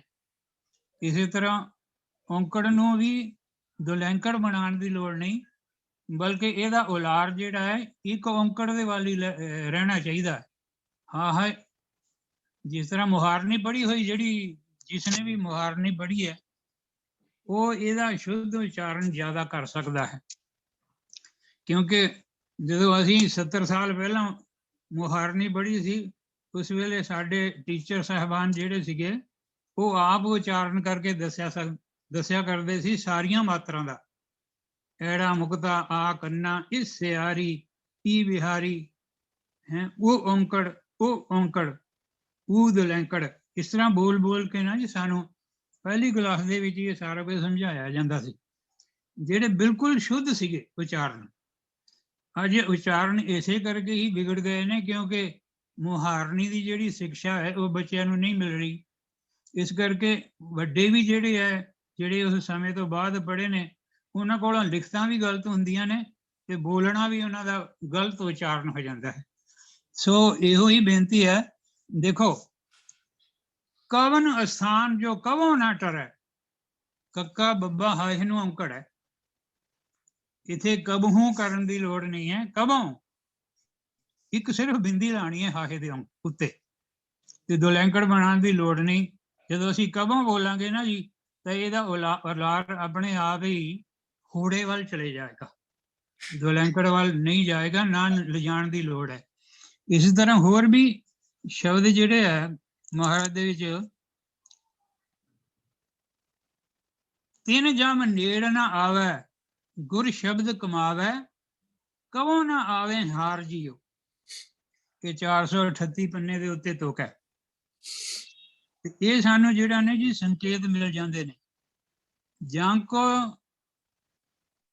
ਮਨ ਧਿਆਨ ਧਰੈ ਫਿਰਤ ਸਗਲ ਯੁਗ, ਕਬੋਂ ਕੋ ਪਾਵੈ ਆਤਮ ਪ੍ਰਕਾਸ਼ ਕੋ, ਕਬੋਂ ਕੋ ਪਾਵੈ, ਕਬੋਂ ਕੋ ਇਸ ਤਰ੍ਹਾਂ ਬੋਲਿਆ ਜਾਣਾ। ਇਹਦਾ ਜਿਹੜਾ ਹੈ ਨਾ ਜੀ ਇਹ ਔਂਕੜ ਵੀ ਬੋਲਿਆ ਜਾਂਦਾ ਹੈ ਤੇ ਇਹਦੇ ਵਿੱਚ ਜਿਹੜਾ ਕੱਕਾ ਕੱਲਾ ਹੈਗਾ ਉਹ ਵੀ ਸ਼ੁਮਾਰ ਹੋ ਜਾਂਦਾ ਹੈ। ਤੇ ਕਦੇ ਕਤਾਈ ਇਹਦਾ ਅਰਥ ਬਣ ਜਾਣਾ ਕਦੇ ਕਤਾਈ। ਕੋਈ ਇੱਕ ਜਨ ਹੈ ਜਿਹੜਾ ਆਤਮ ਪ੍ਰਕਾਸ਼ ਪ੍ਰਾਪਤ ਕਰ ਜਾਂਦਾ ਹੈ। ਕਬੋਂ ਕੋ ਪਾਵੈ ਆਤਮ ਪ੍ਰਕਾਸ਼ ਕੋ। ਇਸ ਤਰੀਕੇ ਦੇ ਨਾਲ ਇਹਨਾਂ ਮਾਤਰਾਵਾਂ ਦਾ ਉਚਾਰਨ ਜਿਹੜਾ ਹੋਣਾ ਚਾਹੀਦਾ ਹੈ। ਪਹਿਲਾਂ ਤੋਂ ਹੀ ਜਿਹੜੇ ਪੁਰਾਤਨ ਗਿਆਨੀ ਜਨ ਸਨ ਉਹ ਇਸੇ ਤਰ੍ਹਾਂ ਉਚਾਰਨ ਦੱਸਿਆ ਕਰਦੇ ਸਨ ਤੇ ਖਾਲਸਾ ਸਕੂਲਾਂ ਦੇ ਵਿੱਚ ਵੀ ਇਹੋ ਕੁਝ ਹੀ ਪੜ੍ਹਾਇਆ ਜਾਂਦਾ ਸੀ। ਤੇ ਮੁਹਾਰਨੀ ਜਿਹੜੀ ਹੈ ਉਹ ਸਹਾਇਤਾ ਕਰਦੀ ਹੈ ਸਾਨੂੰ ਗੁਰਬਾਣੀ ਦੀ ਸਾਰੀਆਂ ਲਗਾ ਮਾਤਰਾ ਦੇ ਉਚਾਰਨ ਕਰਨ ਦੇ ਵਾਸਤੇ, ਸ਼ੁੱਧਤਾ ਦੇ ਵੱਲ ਨੂੰ ਸਾਨੂੰ ਪ੍ਰੇਰਿਤ ਕਰਦੀ ਹੈ। ਇਸ ਕਰਕੇ ਸਾਨੂੰ ਸਭ ਤੋਂ ਪਹਿਲਾਂ ਤਾਂ ਉਹ ਮੁਹਾਰਨੀ ਜਿਹੜੀ ਹੈ ਹਰੇਕ ਸਿੱਖ ਨੂੰ ਆਉਣੀ ਚਾਹੀਦੀ ਹੈ, ਜਿਹੜੀ ਬੜੀ ਵੱਡੀ ਘਾਟ ਇਸ ਵੇਲੇ ਪੈ ਗਈ ਹੋਈ ਹੈ, ਜਿਸ ਕਰਕੇ ਬਾਣੀ ਦਾ ਉਚਾਰਨ ਗਲਤ ਹੋ ਗਿਆ। ਹੁਣ ਦੇਖੋ ਫਤਿਹ ਸ਼ਬਦ ਹੈ ਫਤਿਹ, ਪਰ ਇਹਨੂੰ ਕਈ ਤਰ੍ਹਾਂ ਦੇ ਨਾਲ ਉਚਾਰਨ, ਕੋਈ ਫਤਿਹ ਕਹਿੰਦਾ ਹੈ ਜੀ, ਕੋਈ ਫਤਿਹ ਕਹਿੰਦਾ ਹੈ, ਜਦ ਕਿ ਗੁਰੂ ਗ੍ਰੰਥ ਸਾਹਿਬ ਮਹਾਰਾਜ ਦੇ ਵਿੱਚ ਜਿਹੜੇ ਇਹਦੇ ਸਪੈਲਿੰਗ ਲਿਖੇ ਨੇ ਉਹ ਬਿਲਕੁਲ ਸਪਸ਼ਟ ਨੇ, ਫਫਾ ਤੱਤੇ ਨੂੰ ਸਿਆਰੀ ਤੇ ਹਾਹਾ। ਜਦੋਂ ਇਹਨੂੰ ਧਿਆਨ ਨਾਲ ਦੇਖਾਂਗੇ ਔਰ ਉਹਦੇ ਮੁਤਾਬਕ ਬੋਲਾਂਗੇ ਤਾਂ ਫਤਿਹ ਹੀ ਹੋਏਗਾ। ਫਤਿਹ ਸ਼ਬਦ ਹੈ, ਫਤਿਹ ਸ਼ਬਦ ਨਹੀਂ ਹੈ। ਤੇ ਇਸੇ ਤਰ੍ਹਾਂ ਜਿਹੜੇ ਹਾਹੇ ਹੋਰ ਸਿਆਰੀਆਂ ਵਾਲੇ ਨੇ ਉਹਨਾਂ ਦਾ ਉਚਾਰਨ ਵੀ ਜਿਹੜਾ ਬੜਾ ਹੀ ਅਸ਼ੁੱਧ ਕੀਤਾ ਜਾ ਰਿਹਾ ਹੈ। ਭਾਵੇਂ ਕਿਸੇ ਵੀ ਕੋਲੋਂ ਪੜ੍ਹਿਆ ਹੋਇਆ ਅੱਜ ਦੇ ਜ਼ਮਾਨੇ ਦੇ ਜਿਹੜੇ ਪੜ੍ਹਾਉਣ ਵਾਲੇ ਲੋਕ ਹਨ ਉਹਨਾਂ ਨੂੰ ਵਿਚਾਰਿਆਂ ਨੂੰ ਮੈਂ ਤਾਂ ਕਹਾਂਗੇ ਆਪ ਨੂੰ ਪਤਾ ਨਹੀਂ, ਜਿਸ ਕਰਕੇ ਉਹ ਵਿਦਿਆਰਥੀਆਂ ਨੂੰ ਵੀ ਸਹੀ ਉਚਾਰਨ ਨਹੀਂ ਦੱਸ ਸਕਦੇ। ਤਾਂ ਇਸੇ ਤਰ੍ਹਾਂ ਹੀ ਬਾਕੀਆਂ ਜਿਹੜੀਆਂ ਮਾਤਰਾਵਾਂ ਹਨ, ਮੈਂ ਇਹੋ ਹੀ ਬੇਨਤੀ ਕਰਾਂਗਾ ਸਾਰੇ ਗੁਰਸਿੱਖਾਂ ਨੂੰ, ਬਾਣੀ ਪੜ੍ਹਨ ਵਾਲੇ ਪ੍ਰੇਮੀਆਂ ਨੂੰ, ਕਿ ਉਹ ਜਿਹੜੀ ਮੁਹਾਰਨੀ ਹੈ ਉਹਦਾ ਅਭਿਆਸ ਜ਼ਰੂਰ ਕਰਨ। ਬਾਣੀ ਪੜ੍ਹਨ ਵਾਸਤੇ ਉਹ ਬੜੀ ਵੱਡੀ ਸਹਾਇਤਾ ਦੇਗੀ। ਬਸ ਇਤਨੀਆਂ ਬੇਨਤੀਆਂ ਨੇ। ਤੇ ਬਾਕੀ ਜਿਹੜਾ ਇਹਦਾ ਵੱਖਰਾ ਭੇਦ ਹੈ ਨਾ ਜੀ, ਉਹ ਮਹਾਨ ਕੋਸ਼ ਦੇ ਵਿੱਚ ਵੀ ਸਾਨੂੰ ਮਿਲੀ ਜਾਂਦਾ, ਪਰ ਉਹਦੇ 'ਚ ਬਹੁਤੀ ਵਿਆਖਿਆ ਨਹੀਂ ਹੈ। ਜਦ ਕਿ ਜਿਹੜਾ ਦਲਗੀਰ ਸਾਹਿਬ ਨੇ ਨਵਾਂ ਮਹਾਨ ਕੋਸ਼ ਬਣਾਇਆ ਨਾ ਜੀ, ਉਹਦੇ ਵਿੱਚ ਇਹਦੇ ਬਾਰੇ ਕਾਫੀ ਕੁਝ ਜਾਣਕਾਰੀ ਹੈ ਤੇ ਉਹਨੂੰ ਫਾਲੋ ਕਰ ਲੈਣਾ ਚਾਹੀਦਾ ਹੈ। ਤੇ ਕੁਦਰਤੀ ਅੱਜ ਕਿਉਂਕਿ ਇਹ ਮੈਂ ਬੜੇ 5-6 ਮਹੀਨੇ ਬਾਅਦ ਹੀ ਅਟੈਂਡ ਕੀਤੀ ਹੈ ਕਲਾਸ। ਇੱਕ ਤਾਂ ਮੈਨੂੰ ਟਾਈਮ ਦਾ ਵੀ ਪਤਾ ਨਹੀਂ ਸੀ ਵੀ ਇਹ ਟਾਈਮ ਜਿਹੜਾ ਮੈਂ 5:15 6:15 ਵਜੇ ਹੀ ਬੈਠਾ ਇੱਥੇ ਆਪਣੇ ਜ਼ੂਮ ਦੇ ਉੱਤੇ ਕੋਸ਼ਿਸ਼ ਕਰਦਾ ਰਿਹਾ ਕਿ ਸੰਪਰਕ ਹੋ ਜਾਵੇ, ਪਰ ਨਹੀਂ ਬਣ ਸਕਿਆ ਕਿਉਂਕਿ ਟਾਈਮ ਜਿਹੜਾ ਹੈ ਤੁਹਾਡਾ ਮੈਨੂੰ ਜਾਣਕਾਰੀ ਕੋਈ ਨਹੀਂ ਸੀ। 7 ਵਜੇ ਦਾ ਟਾਈਮ ਸੀ, ਜਿਸ ਕਰਕੇ ਲੇਟ ਹੋ ਗਏ ਔਰ ਕੁਝ ਸਰੀਰਕ ਤਕਲੀਫ ਕਰਕੇ ਵੀ ਮੈਂ ਇੰਨਾ ਚਿਰ ਆਪਣੇ ਅਟੈਂਡ ਨਹੀਂ ਕਰ ਸਕਿਆ ਕਲਾਸ। ਇਸ ਗੱਲੋਂ ਮੈਂ ਸਾਰਿਆਂ ਹੀ ਭੈਣਾਂ ਭਰਾਵਾਂ ਕੋਲੋਂ, ਪ੍ਰਬੰਧਕਾਂ ਕੋਲੋਂ ਖਿਮਾ ਦਾ ਜਾਚਕ ਹਾਂ। ਅੱਗੇ ਵੀ ਮੈਂ ਕਹਿ ਨਹੀਂ ਸਕਦਾ ਕਿ ਸਦਾ ਹੀ ਇਹ ਕਲਾਸ ਅਟੈਂਡ ਹੁੰਦੀ ਰਹੇਗੀ, ਕਿਉਂਕਿ ਮੇਰੀ ਸਿਹਤ ਇਸ ਤਰ੍ਹਾਂ ਦੀ ਹੈ ਜਿਸ ਕਰਕੇ ਬਹੁਤਾ ਮੈਂ ਅਟੈਂਡ ਨਹੀਂ ਕਰ ਸਕਦਾ। ਫਿਰ ਵੀ ਜਦੋਂ ਕਿਤੇ ਸਮਾਂ ਬਣਿਆ ਤੇ ਆਪ ਜੀ ਦੇ ਨਾਲ ਵਿਚਾਰ ਸਾਂਝੇ ਕਰਦੇ ਰਹਾਂਗੇ। ਭੁੱਲ ਚੁੱਕ ਖਿਮਾ ਕਰਨੀ। ਵਾਹਿਗੁਰੂ ਜੀ ਕਾ ਖਾਲਸਾ, ਵਾਹਿਗੁਰੂ ਜੀ ਕੀ ਫਤਿਹ। ਫਤਿਹ। 759 ਬੰਨੇ ਦੇ ਉੱਤੇ ਇਹ ਕਈ ਲਫ਼ਜ਼ ਦਿੱਤੇ ਹੋਏ ਨੇ, ਜਿਹੜੇ ਕਬ ਹੂੰ ਤੇ ਕਬ ਹੂੰ, ਇਸੇ ਤਰ੍ਹਾਂ ਕਦੋਂ, ਇਹਦੇ ਵਿੱਚ ਵੀ ਸਾਰੀ ਵਿਆਖਿਆ ਕੀਤੀ ਹੋਈ ਹੈ। ਉੱਥੋਂ ਵੀ ਇਸ ਗੱਲ ਦੀ ਜਾਣਕਾਰੀ ਜਿਹੜੀ ਪ੍ਰਾਪਤ ਕੀਤੀ ਜਾ ਸਕਦੀ ਹੈ। ਬਹੁਤ ਧੰਨਵਾਦ। ਭੁੱਲ ਚੁੱਕ ਖਿਮਾ ਕਰਨੀ। ਵਾਹਿਗੁਰੂ ਜੀ ਕਾ ਖਾਲਸਾ, ਵਾਹਿਗੁਰੂ ਜੀ ਕੀ ਫਤਿਹ। ਗਿਆਨੀ ਅੰਮ੍ਰਿਤਪਾਲ ਸਿੰਘ ਜੀ, ਆਪ ਜੀ ਦਾ ਬਹੁਤ ਬਹੁਤ ਧੰਨਵਾਦ ਕਿ ਆਪਨੇ ਸਿਹਤ ਪੂਰੀ ਠੀਕ ਨਾ ਹੋਣ ਦੇ ਬਾਵਜੂਦ ਵੀ ਬੜੀ ਤਤਪਰਤਾ ਦੇ ਨਾਲ ਇਹ ਸੇਵਾ ਨਿਭਾਈ ਹੈ ਔਰ ਬੜੇ ਬਬੁੱਲੇ ਜਿਹੜੇ ਹਨ ਵਿਚਾਰ ਸਾਡੇ ਨਾਲ ਸਾਂਝੇ ਕੀਤੇ ਹਨ ਔਰ ਸ਼ਬਦ ਭੇਦ ਔਰ ਅਰਥ ਭੇਦ ਜਿਹੜੇ ਹਨ ਉਹ ਇਹਨਾਂ ਤਿੰਨਾਂ ਜਿਹੜੇ ਹਨ ਲਫ਼ਜ਼ ਹਨ ਉਹਨਾਂ ਦੇ ਸਾਨੂੰ ਸਮਝਾਏ ਹਨ। ਔਰ ਆਪ ਜੀ ਨੇ ਜੋ ਇਹ ਵੀ ਸਾਨੂੰ ਧਿਆਨ ਦਵਾਇਆ ਹੈ ਕਿ ਜਿਹੜੀ ਮੁਹਾਰਨੀ ਹੈ ਉਸ ਦੇ ਵੱਲ ਵੀ ਸਾਨੂੰ ਧਿਆਨ ਦੇਣਾ ਚਾਹੀਦਾ ਹੈ ਕਿ ਅਗਰ ਮੁਹਾਰਨੀ ਸਾਡੀ ਠੀਕ ਹੈ ਤੇ ਸਾਡਾ ਉਚਾਰਨ ਜਿਹੜਾ ਹੈ ਠੀਕ ਹੋ ਜਾਏਗਾ, ਤੇ ਜੇ ਉਚਾਰਨ ਠੀਕ ਹੈ ਤੇ ਫਿਰ ਅਰਥ ਸਮਝਣ ਵਿੱਚ ਵੀ ਸਾਨੂੰ ਜਿਹੜੀ ਹੈ ਬੜੀ ਸਹਾਇਤਾ ਹੋਏਗੀ। ਤਾਂ ਬੇਨਤੀ ਹੈ ਗਿਆਨੀ ਅੰਮ੍ਰਿਤਪਾਲ ਸਿੰਘ ਜੀ ਕਿ ਆਪ ਮਹਾਰਾਜ ਆਪ ਤੇ ਕਿਰਪਾ ਕਰੇ ਔਰ ਆਪ ਜੀ ਨੂੰ ਹਮੇਸ਼ਾ ਤੰਦਰੁਸਤ ਰੱਖੇ ਤਾਂ ਕਿ ਆਪ ਇਸੇ ਤਰੀਕੇ ਨਾਲ ਸੰਗਤਾਂ ਦੀ ਸੇਵਾ ਕਰਦੇ ਰਹਿਣ। ਇੱਕ ਵੀਰ ਜੀ ਨੇ ਪੁੱਛਿਆ ਹੈ ਕਿ ਤੁਸੀਂ ਗਿਆਨੀ ਅੰਮ੍ਰਿਤਪਾਲ ਸਿੰਘ ਜੀ ਦੇ ਨਾਲ ਆਨੰਦਪੁਰ ਸਾਹਿਬ ਕਿਉਂ ਬੋਲਿਆ ਹੈ। तो मैं दस दिया कि साडे पैनल दे विच ਗਿਆਨੀ ਅੰਮ੍ਰਿਤਪਾਲ ਸਿੰਘ ਜੀ ਲੁਧਿਆਣੇ ਵਾਲੇ ਵੀ ਹਨ ਤੇ ਗਿਆਨੀ ਅੰਮ੍ਰਿਤਪਾਲ ਸਿੰਘ ਜੀ ਆਨੰਦਪੁਰ ਸਾਹਿਬ ਵਾਲੇ ਵੀ ਹਨ। तो इस करके थोड़ा जिहा समझण वास्ते कि किहड़े ਗਿਆਨੀ जी इस वेले सवालों के जवाब दे रहे हैं। तो आस है एक क्लैरिफिकेशन आप जी नूं मिल गई होगी। तो अगले सवाल वाल असीं वधदे हां ते ये देखते हैं कि एक सवाल आया है कि अपंग व्यक्ति दे कछहरा किरपान ना पहन सकन दा तां मर्यादा इस बारे की दसदी है। तो ये बड़ा मतलब कि सवाल ऐसा है कि जिदे बारे सिख रियात मर्यादा विच ते कोई ऐसा जिक्र नहीं है कि ये व्यक्ति जिहड़ा है वो मतलब की करे जे वो अपंग है। लेकिन एक गल असीं सिख रियात मर्यादा विचों सानूं ये प्राप्त जरूर हुंदी है कि जिहड़ा अपंग व्यक्ति है वो पंज प्यारिਆਂ में शामिल नहीं हो सकता है। लेकिन अमृत छकन के बारे कोई भी जड़ी है वो पाबंदी नहीं है। अपंग व्यक्ति है अगर वो इच्छा है उसकी गुरु वाला बनन दी, गुरु साहब के नाल प्रण करन दा कि मैं गुरु खालसा होकर के खालसे पंथ दे सेवा विच लगांगा और खालसे की जो मर्यादा है उसनूं मैं फॉलो करांगा।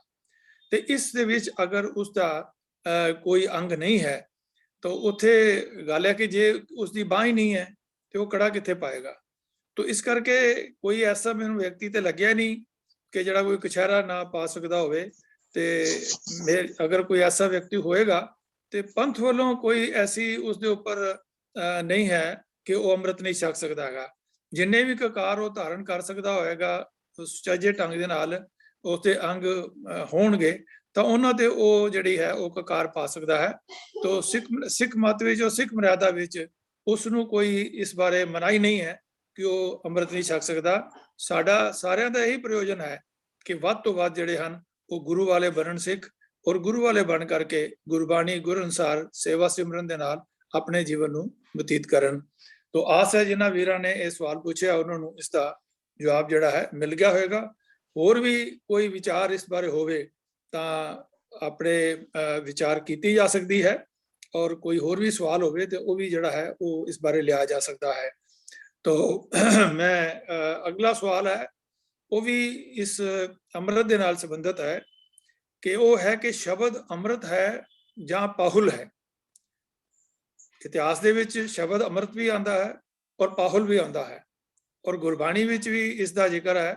ते असी इस जिहड़ी की दोनों दे शब्द दे विच की भेद है की इन्हां दी विखेपता है उस दे वर्णन वास्ते मैं अपने वीर मानयोग वीर प्रभकीर्तन सिंह जी नूं बेनती करांगा कि वो इस सवाल दा जिहड़ा है वो खोल के जवाब सानू संगतां दे नाल देण। वीर प्रभकीर्तन सिंह जी। वाहिगुरू जी का खालसा वाहिगुरू जी की फतेह जीओ। वाहिगुरू जी का खालसा जी फतेह। ਸਭ ਤੋਂ ਪਹਿਲੇ ਆਪਾਂ ਇਹਨਾਂ ਦੋਵਾਂ ਸ਼ਬਦਾਂ ਦੇ ਅਰਥ ਸਮਝ ਲਈਏ। ਅੰਮ੍ਰਿਤ ਦੇ ਅਰਥ ਅਸੀਂ ਬਾਰ-ਬਾਰ ਗੁਰਬਾਣੀ ਵਿੱਚ ਵੀ ਆਉਣ ਕਰਕੇ ਕਰਦੇ ਰਹਿੰਦੇ ਹਾਂ ਤੇ ਆਪਾਂ ਸਾਰੇ ਇਸ ਤੋਂ ਵਾਕਿਫ ਵੀ ਹਾਂ। ਭਾਵ ਉਹ ਜੋ ਮ੍ਰਿਤਿਉ ਭਾਵ ਮੌਤ ਤੋਂ ਡਰ ਤੋਂ ਮੁਕਤ ਕਰਨ ਵਾਲੀ ਜੋ ਚੀਜ਼ ਹੈ ਉਹਨੂੰ ਅੰਮ੍ਰਿਤ ਕਿਹਾ ਜਾਂਦਾ ਹੈ। ਭਾਵ ਮੌਤ ਤੇ ਵਿਜੇ ਪਾਉਣ ਵਾਲੀ ਵਸਤੂ ਹੈ, ਮੌਤ ਤੇ ਜਿੱਤ ਪ੍ਰਾਪਤ ਕਰਨ ਵਾਲੀ ਉਹ ਪਦਾਰਥ ਜਿਸ ਦੇ ਨਾਲ ਸਾਡਾ ਮੌਤ ਦਾ ਡਰ ਮੁੱਕ ਜਾਏ। ਇਹਨੂੰ ਵੈਸੇ ਅਮਰ ਦੇ ਅਰਥਾਂ ਦੇ ਵਿੱਚ ਵੀ ਹਿੰਦੂ ਫਿਲਾਸਫੀ ਦੇ ਵਿੱਚ ਵਰਤਿਆ ਗਿਆ ਹੈ। ਤੇ ਦੂਸਰਾ ਸ਼ਬਦ ਜਿਹੜਾ ਹੈ ਉਹ ਪਾਹੁਲ ਹੈ, ਜਿਹੜਾ ਸ਼ਬਦ ਪਾਹ ਤੋਂ ਬਣਿਆ ਹੈ, ਜਿਹਦਾ ਸ਼ਬਦ ਬਾਰ-ਬਾਰ ਗੁਰਬਾਣੀ ਦੇ ਵਿੱਚ ਵੀ ਆਇਆ ਹੈ। ਤਾਂ ਇਹਦਾ ਅਰਥ ਹੁੰਦਾ ਹੈ ਕਿ ਉਹ ਪਦਾਰਥ ਜਿਹੜੇ ਲਲਾਰੀ ਭਾਵ ਰੰਗਾਈ ਕਰਨ ਵਾਲੇ ਫਟਕੜੀ ਵਰਗੇ ਪਦਾਰਥ ਜੋ ਯੂਜ਼ ਕਰਦੇ ਹਨ, ਜਿਨ੍ਹਾਂ ਨਾਲ ਜਿਹੜਾ ਰੰਗ ਕੀਤਾ ਜਾ ਰਿਹਾ ਹੁੰਦਾ ਹੈ ਉਹਦੇ ਵਿੱਚ ਚਮਕ ਆ ਜਾਂਦੀ ਹੈ, ਰੰਗ ਉੱਭਰ ਆਉਂਦਾ ਹੈ। ਤਾਂ ਅਧਿਆਤਮਕ ਤੌਰ ਤੇ ਜਾਂ ਧਾਰਮਿਕ ਤੌਰ ਤੇ ਇਹਦੇ ਜੋ ਅਰਥ ਬਣਦੇ ਹਨ ਕਿ ਉਹ ਪਦਾਰਥ ਜੋ ਜਾਂ ਉਹ ਜੀਵਨ ਦੀ ਪੱਧਤੀ, ਜੀਵਨ ਦੀ ਸ਼ੈਲੀ ਜੋ ਸਾਡੇ ਦੈਵੀ ਗੁਣਾਂ ਨੂੰ ਉਭਾਰੇ, ਜਿਸ ਤਰ੍ਹਾਂ ਕਿ ਪਾਹ ਰੰਗਾਂ ਨੂੰ ਉਭਾਰਦੀ ਹੈ। ਤਾਂ ਉਹ ਪਦਾਰਥ ਜੋ ਉਹ ਜੀਵਨ ਦੀ ਸ਼ੈਲੀ ਅਸੀਂ ਕਹਿ ਲਈਏ ਜਿਹਨੂੰ ਅਸੀਂ ਧਾਰਨ ਕਰਦੇ ਹਾਂ, ਤਾਂ ਉਹ ਪਾਹਲ ਨੂੰ ਜੋ ਹੈ ਵਰਤਿਆ ਗਿਆ ਹੈ ਗੁਰਮਤਿ ਦੇ ਵਿੱਚ, ਸਾਹਿਤ ਦੇ ਵਿੱਚ ਦੋਹਾਂ ਲਫ਼ਜ਼ਾਂ ਨੂੰ ਵਰਤਿਆ ਗਿਆ ਹੈ, ਅੰਮ੍ਰਿਤ ਤੇ ਪਾਹੁਲ। ਤੇ ਦੋਵੇਂ ਹੀ ਸ਼ਬਦ ਸਮਾਨਾਰਥਕ ਰੂਪ ਵਿੱਚ ਵਰਤੇ ਗਏ ਹਨ ਤੇ ਇੱਕ ਦੂਜੇ ਦੇ ਬਦਲਵੇਂ ਰੂਪ ਵਿੱਚ ਵਰਤੇ ਗਏ ਹਨ, ਇੰਟਰਚੇਂਜੇਬਲ ਹਨ। ਤਾਂ ਭਾਈ ਗੁਰਦਾਸ ਜੀ ਨੇ ਅੰਮ੍ਰਿਤ ਸ਼ਬਦ ਦੀ ਵਰਤੋਂ ਕੀਤੀ ਹੈ, ਜਿਵੇਂ ਕਿ ਉਹਨਾਂ ਨੇ ਸ਼ਬਦ ਚਰਨਾਮ੍ਰਿਤ ਵਰਤਿਆ ਹੈ। ਪਰ ਭਾਈ ਗੁਰਦਾਸ ਜੀ ਦੂਜਿਆਂ ਨੇ ਜੋ ਹੈ ਉਹ ਪਾਹੁਲ ਸ਼ਬਦ ਵਰਤਿਆ ਹੈ, ਜਿਵੇਂ ਉਹਨਾਂ ਨੇ ਪੀਵੋ ਪਾਹੁਲ ਖੰਡੇ ਧਾਰ ਇਸ ਪੰਕਤੀ ਦੇ ਵਿੱਚ ਵਰਤਿਆ ਹੈ। ਤੋ ਸਪਸ਼ਟ ਹੈ ਕਿ ਦੋਨੋਂ ਹੀ ਸ਼ਬਦ ਇੱਕੋ ਹੀ ਭਾਵ ਨੂੰ ਪ੍ਰਗਟ ਕਰਨ ਵਾਸਤੇ ਵਰਤੇ ਗਏ ਹਨ। ਰਹਿਤਨਾਮਿਆਂ ਵਿੱਚ ਵੀ ਖੰਡੇ ਦੀ ਪਾਹੁਲ ਦਾ ਸ਼ਬਦ ਵਰਤਿਆ ਗਿਆ ਹੈ। ਸੋ ਅਸੀਂ ਕਹਿ ਸਕਦੇ ਹਾਂ ਕਿ ਦੋਵੇਂ ਸ਼ਬਦ ਇੱਕੋ ਹੀ ਭਾਵ ਨੂੰ ਦੱਸਣ ਲਈ ਵਰਤੇ ਗਏ ਹਨ। ਇਹ ਹੋ ਸਕਦਾ ਹੈ ਕਿ ਸਮੇਂ-ਸਮੇਂ ਤੇ ਇੱਕ ਸ਼ਬਦ, ਦੋਵਾਂ ਦੇ ਵਿੱਚੋਂ ਇੱਕ ਸ਼ਬਦ ਵੱਧ ਪ੍ਰਚਲਿਤ ਰਹਿ ਗਿਆ ਹੋਵੇ, ਪਰ ਅਰਥ ਭਾਵ ਵਿੱਚ ਫਰਕ ਕੋਈ ਨਹੀਂ ਆਉਂਦਾ। ਇਹ ਵੀ ਕਿਹਾ ਜਾ ਸਕਦਾ ਹੈ ਕਿ ਅੱਜ ਦੇ ਸਮੇਂ ਤੱਕ ਪਹੁੰਚਦਿਆਂ ਸ਼ਾਇਦ ਜਿਹੜਾ ਸ਼ਬਦ ਅੰਮ੍ਰਿਤ ਹੈ ਉਹ ਵੱਧ ਪ੍ਰਚਲਿਤ ਹੋ ਗਿਆ ਹੋਵੇ ਤੇ ਵੱਧ ਪ੍ਰਚਲਿਤ ਹੋਣ ਦੇ ਨਾਲ ਹੀ ਇਹ ਸਰਬ ਪ੍ਰਵਾਨਿਤ ਹੋ ਗਿਆ ਹੋਵੇ। ਸ਼ਾਇਦ ਇਸੇ ਕਰਕੇ ਹੀ ਪੰਥਕ ਰਹਿਤ ਮਰਿਆਦਾ ਦੇ ਵਿੱਚ ਸਿਰਫ ਅੰਮ੍ਰਿਤ ਸ਼ਬਦ ਹੀ ਵਰਤਿਆ ਗਿਆ ਹੈ। ਤੋ ਰਹਿਤ ਮਰਿਆਦਾ ਜੋ ਹੈ ਉਹ ਸਾਡੇ ਲਈ ਗੁਰੂ ਪੰਥ ਦਾ ਹੁਕਮ ਹੈ। ਤੋ ਇਸ ਕਰਕੇ ਸਾਨੂੰ ਅੰਮ੍ਰਿਤ ਸ਼ਬਦ ਹੀ ਵਰਤਣਾ ਬਣਦਾ ਹੈ, ਭਾਵੇਂ ਦੋਵੇਂ ਸ਼ਬਦ ਜਿਹੜੇ ਹਨ ਸਮਾਨ ਅਰਥਕ ਹੀ ਹਨ। ਇੱਕ ਜਗਿਆਸੂ ਸਿੱਖ ਹੋਣ ਦੇ ਨਾਤੇ ਸਾਡਾ ਇਹ ਫਰਜ਼ ਬਣਦਾ ਹੈ ਕਿ ਅਸੀਂ ਅੰਮ੍ਰਿਤ ਛਕੀਏ ਅਤੇ ਸ਼ਖਸੀ ਤੇ ਪੰਥਕ ਰਹਿਣੀ ਦੇ ਧਾਰਨੀ ਬਣੀਏ ਤੇ ਆਪਣੇ ਜੀਵਨ ਨੂੰ ਗੁਰੂ ਆਸ਼ੇ ਦੇ ਅਨੁਸਾਰ ਢਾਲੀਏ, ਘੜੀਏ ਤੇ ਸਦਾ ਯਤਨਸ਼ੀਲ ਰਹੀਏ। ਹਾਂ, ਸਾਨੂੰ ਅਜਿਹੇ ਸ਼ੰਕੇ ਨਿਵਰਤ ਤਾਂ ਕਰਨੇ ਚਾਹੀਦੇ ਹਨ ਕਿ ਜਿਵੇਂ ਇਹ ਦੋ ਸ਼ਬਦਾਂ ਦੇ ਬਾਰੇ ਸ਼ੰਕਾ ਸਾਡੇ ਸਾਹਮਣੇ ਆਇਆ ਹੈ, ਪਰ ਪੰਥਕ ਰਹਿਤ ਮਰਿਆਦਾ ਸਾਡੇ ਕੋਲ ਹੈ ਤੇ ਇਸ ਦੇ ਸਾਡੇ ਕੋਲ ਹੁੰਦਿਆਂ ਅਜਿਹੇ ਸ਼ੰਕਿਆਂ ਤੋਂ ਬਚਣ ਦਾ ਇੱਕ ਅਕੱਟ ਬਾਂਧ ਸਾਡੇ ਕੋਲ ਹੈ ਤੇ ਸਾਨੂੰ ਇਸ ਨੂੰ ਪੜ੍ਹ ਕੇ ਇਹਦੇ ਜੋ ਸ਼ਬਦ ਹਨ ਤੇ ਅਰਥ ਹਨ ਉਹ ਦ੍ਰਿੜ ਕਰਨੇ ਚਾਹੀਦੇ ਹਨ, ਤਾਂ ਕਿ ਅਜਿਹੇ ਪ੍ਰਸ਼ਨ ਪੈਦਾ ਹੀ ਨਾ ਹੋਣ। ਅਤੇ ਜਿਹੜੇ ਲੋਕ ਇਹਨਾਂ ਸ਼ਬਦਾਂ ਨੂੰ ਲੈ ਕੇ ਭੁਲੇਖੇ ਔਰ ਸ਼ੰਕੇ ਪੈਦਾ ਕਰਨ ਦਾ ਯਤਨ ਕਰਦੇ ਹਨ, ਉਹਨਾਂ ਦੀ ਦਾਲ ਨਾ ਗਲੇ, ਕਿਉਂਕਿ ਜੇ ਅਸੀਂ ਆਪ ਆਪਣੇ ਗਿਆਨ ਦੇ ਵਿੱਚ ਪਰਪੱਕ ਹੋਵਾਂਗੇ, ਸਾਨੂੰ ਰਹਿਤ ਮਰਿਆਦਾ ਦਾ ਗਿਆਨ ਹੋਵੇਗਾ, ਉਹਦੇ ਬਾਰੇ ਪੂਰੀ ਨੌਲੇਜ ਹੋਏਗੀ, ਤਾਂ ਫਿਰ ਅਜਿਹੇ ਸ਼ੰਕੇ ਪੈਦਾ ਕਰਨ ਵਾਲਿਆਂ ਦੀ ਦਾਲ ਨਹੀਂ ਗਲਦੀ। ਤਾਂ ਸਾਡਾ ਫਰਜ਼ ਬਣਦਾ ਹੈ ਕਿ ਅਸੀਂ ਰਹਿਤ ਮਰਿਆਦਾ ਨੂੰ ਚੰਗੀ ਤਰ੍ਹਾਂ ਪੜ੍ਹੀਏ, ਇਹਦੇ ਨਾਲ ਜੁੜੀਏ, ਤਾਂ ਕਿ ਸਾਨੂੰ ਅਜਿਹੇ ਸ਼ੰਕਿਆਂ ਦਾ ਸਾਹਮਣਾ ਨਾ ਕਰਨਾ ਪਵੇ ਕਿ ਪਾਹੁਲ ਤੇ ਅੰਮ੍ਰਿਤ ਦੇ ਕੀ ਅਰਥ ਹਨ, ਇਹਨਾਂ ਵਿੱਚ ਕੀ ਫਰਕ ਹੈ ਜਾਂ ਨਹੀਂ ਹੈ। ਇਹ ਬੇਲੋੜੇ ਸਵਾਲ ਸਾਨੂੰ ਨਹੀਂ ਤੰਗ ਕਰਨੇ ਚਾਹੀਦੇ। ਇਹ ਬਿਲਕੁਲ ਠੀਕ ਗੱਲ ਹੈ ਕਿ ਅਸੀਂ ਜੋ ਰਹਿਤ ਮਰਿਆਦਾ ਹੈ ਉਹਦੇ ਬਾਰੇ ਸਾਨੂੰ ਹੋਰ ਮਿਹਨਤ ਕਰਨ ਦੀ, ਉਹਦੇ ਬਾਰੇ ਗਿਆਨ ਨੂੰ ਪ੍ਰਚਲਿਤ ਕਰਨ ਦੀ ਬਹੁਤ ਜ਼ਰੂਰਤ ਹੈ। ਵਾਹਿਗੁਰੂ ਜੀ ਕਾ ਖਾਲਸਾ, ਵਾਹਿਗੁਰੂ ਜੀ ਕੀ ਫਤਿਹ। ਵਾਹਿਗੁਰੂ ਜੀ ਕਾ ਖਾਲਸਾ, ਵਾਹਿਗੁਰੂ ਜੀ ਕੀ ਫਤਿਹ। ਪ੍ਰਭ ਕੀਰਤਨ ਸਿੰਘ ਜੀ, ਆਪ ਜੀ ਦਾ ਬਹੁਤ ਬਹੁਤ ਧੰਨਵਾਦ। ਆਪ ਜੀ ਨੇ ਨਿਖੇੜ ਕੇ ਦੱਸਿਆ ਹੈ ਕਿ ਅੰਮ੍ਰਿਤ ਔਰ ਪਾਹੁਲ ਇੱਕੋ ਹੀ ਚੀਜ਼ ਹਨ। ਮੈਂ ਇਸ ਬਾਰੇ ਬੇਨਤੀ ਕਰਾਂ ਕਿ ਸਿੱਖ ਰਹਿਤ ਮਰਿਆਦਾ ਨੇ ਇਹ ਗੱਲ ਨੂੰ ਕਲੀਅਰ ਹੀ ਕਰ ਦਿੱਤਾ ਹੈ ਕਿ ਜਿੱਥੇ ਅੰਮ੍ਰਿਤ ਸ਼ਬਦ ਵਰਤਿਆ ਹੈ ਤੇ ਅੰਮ੍ਰਿਤ ਨੂੰ ਹੀ ਅਸੀਂ ਜਿਹੜੀ ਹੈ ਉਹਨੂੰ ਪ੍ਰੋਪਗੇਟ ਕਰਨਾ ਹੈ।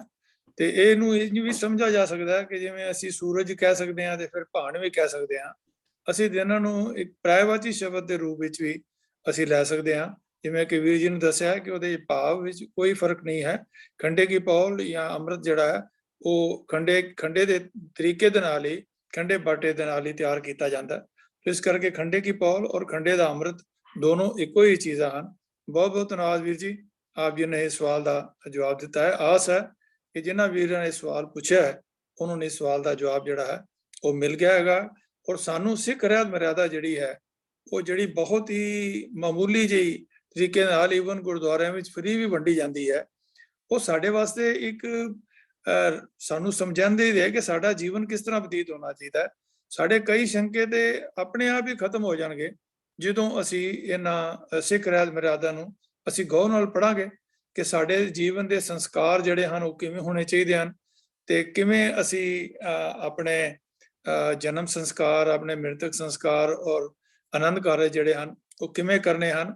ਅਸੀਂ ਆਪਣੇ ਜਿਹੜੇ ਕੋਈ ਵੀ ਰਹਿਤ ਵਿੱਚ ਕੋਤਾਹੀ ਹੋ ਜਾਂਦੀ ਹੈ ਉਹਨੂੰ ਅਸੀਂ ਕਿਵੇਂ ਪੰਜ ਪਿਆਰਿਆਂ ਦੇ ਸਨਮੁਖ ਪੇਸ਼ ਹੋ ਕਰਕੇ ਅਸੀਂ ਉਸ ਨੂੰ ਆਪਣਾ ਜਿਹੜਾ ਹੈ ਸੁਲਝਾ ਸਕਦੇ ਹਾਂ ਔਰ ਫਿਰ ਉਸੇ ਮਾਰਗ ਦੇ ਉੱਪਰ, ਗੁਰਸਿੱਖੀ ਦੇ ਮਾਰਗ ਦੇ ਉੱਪਰ ਪੈ ਸਕਦੇ ਹਾਂ।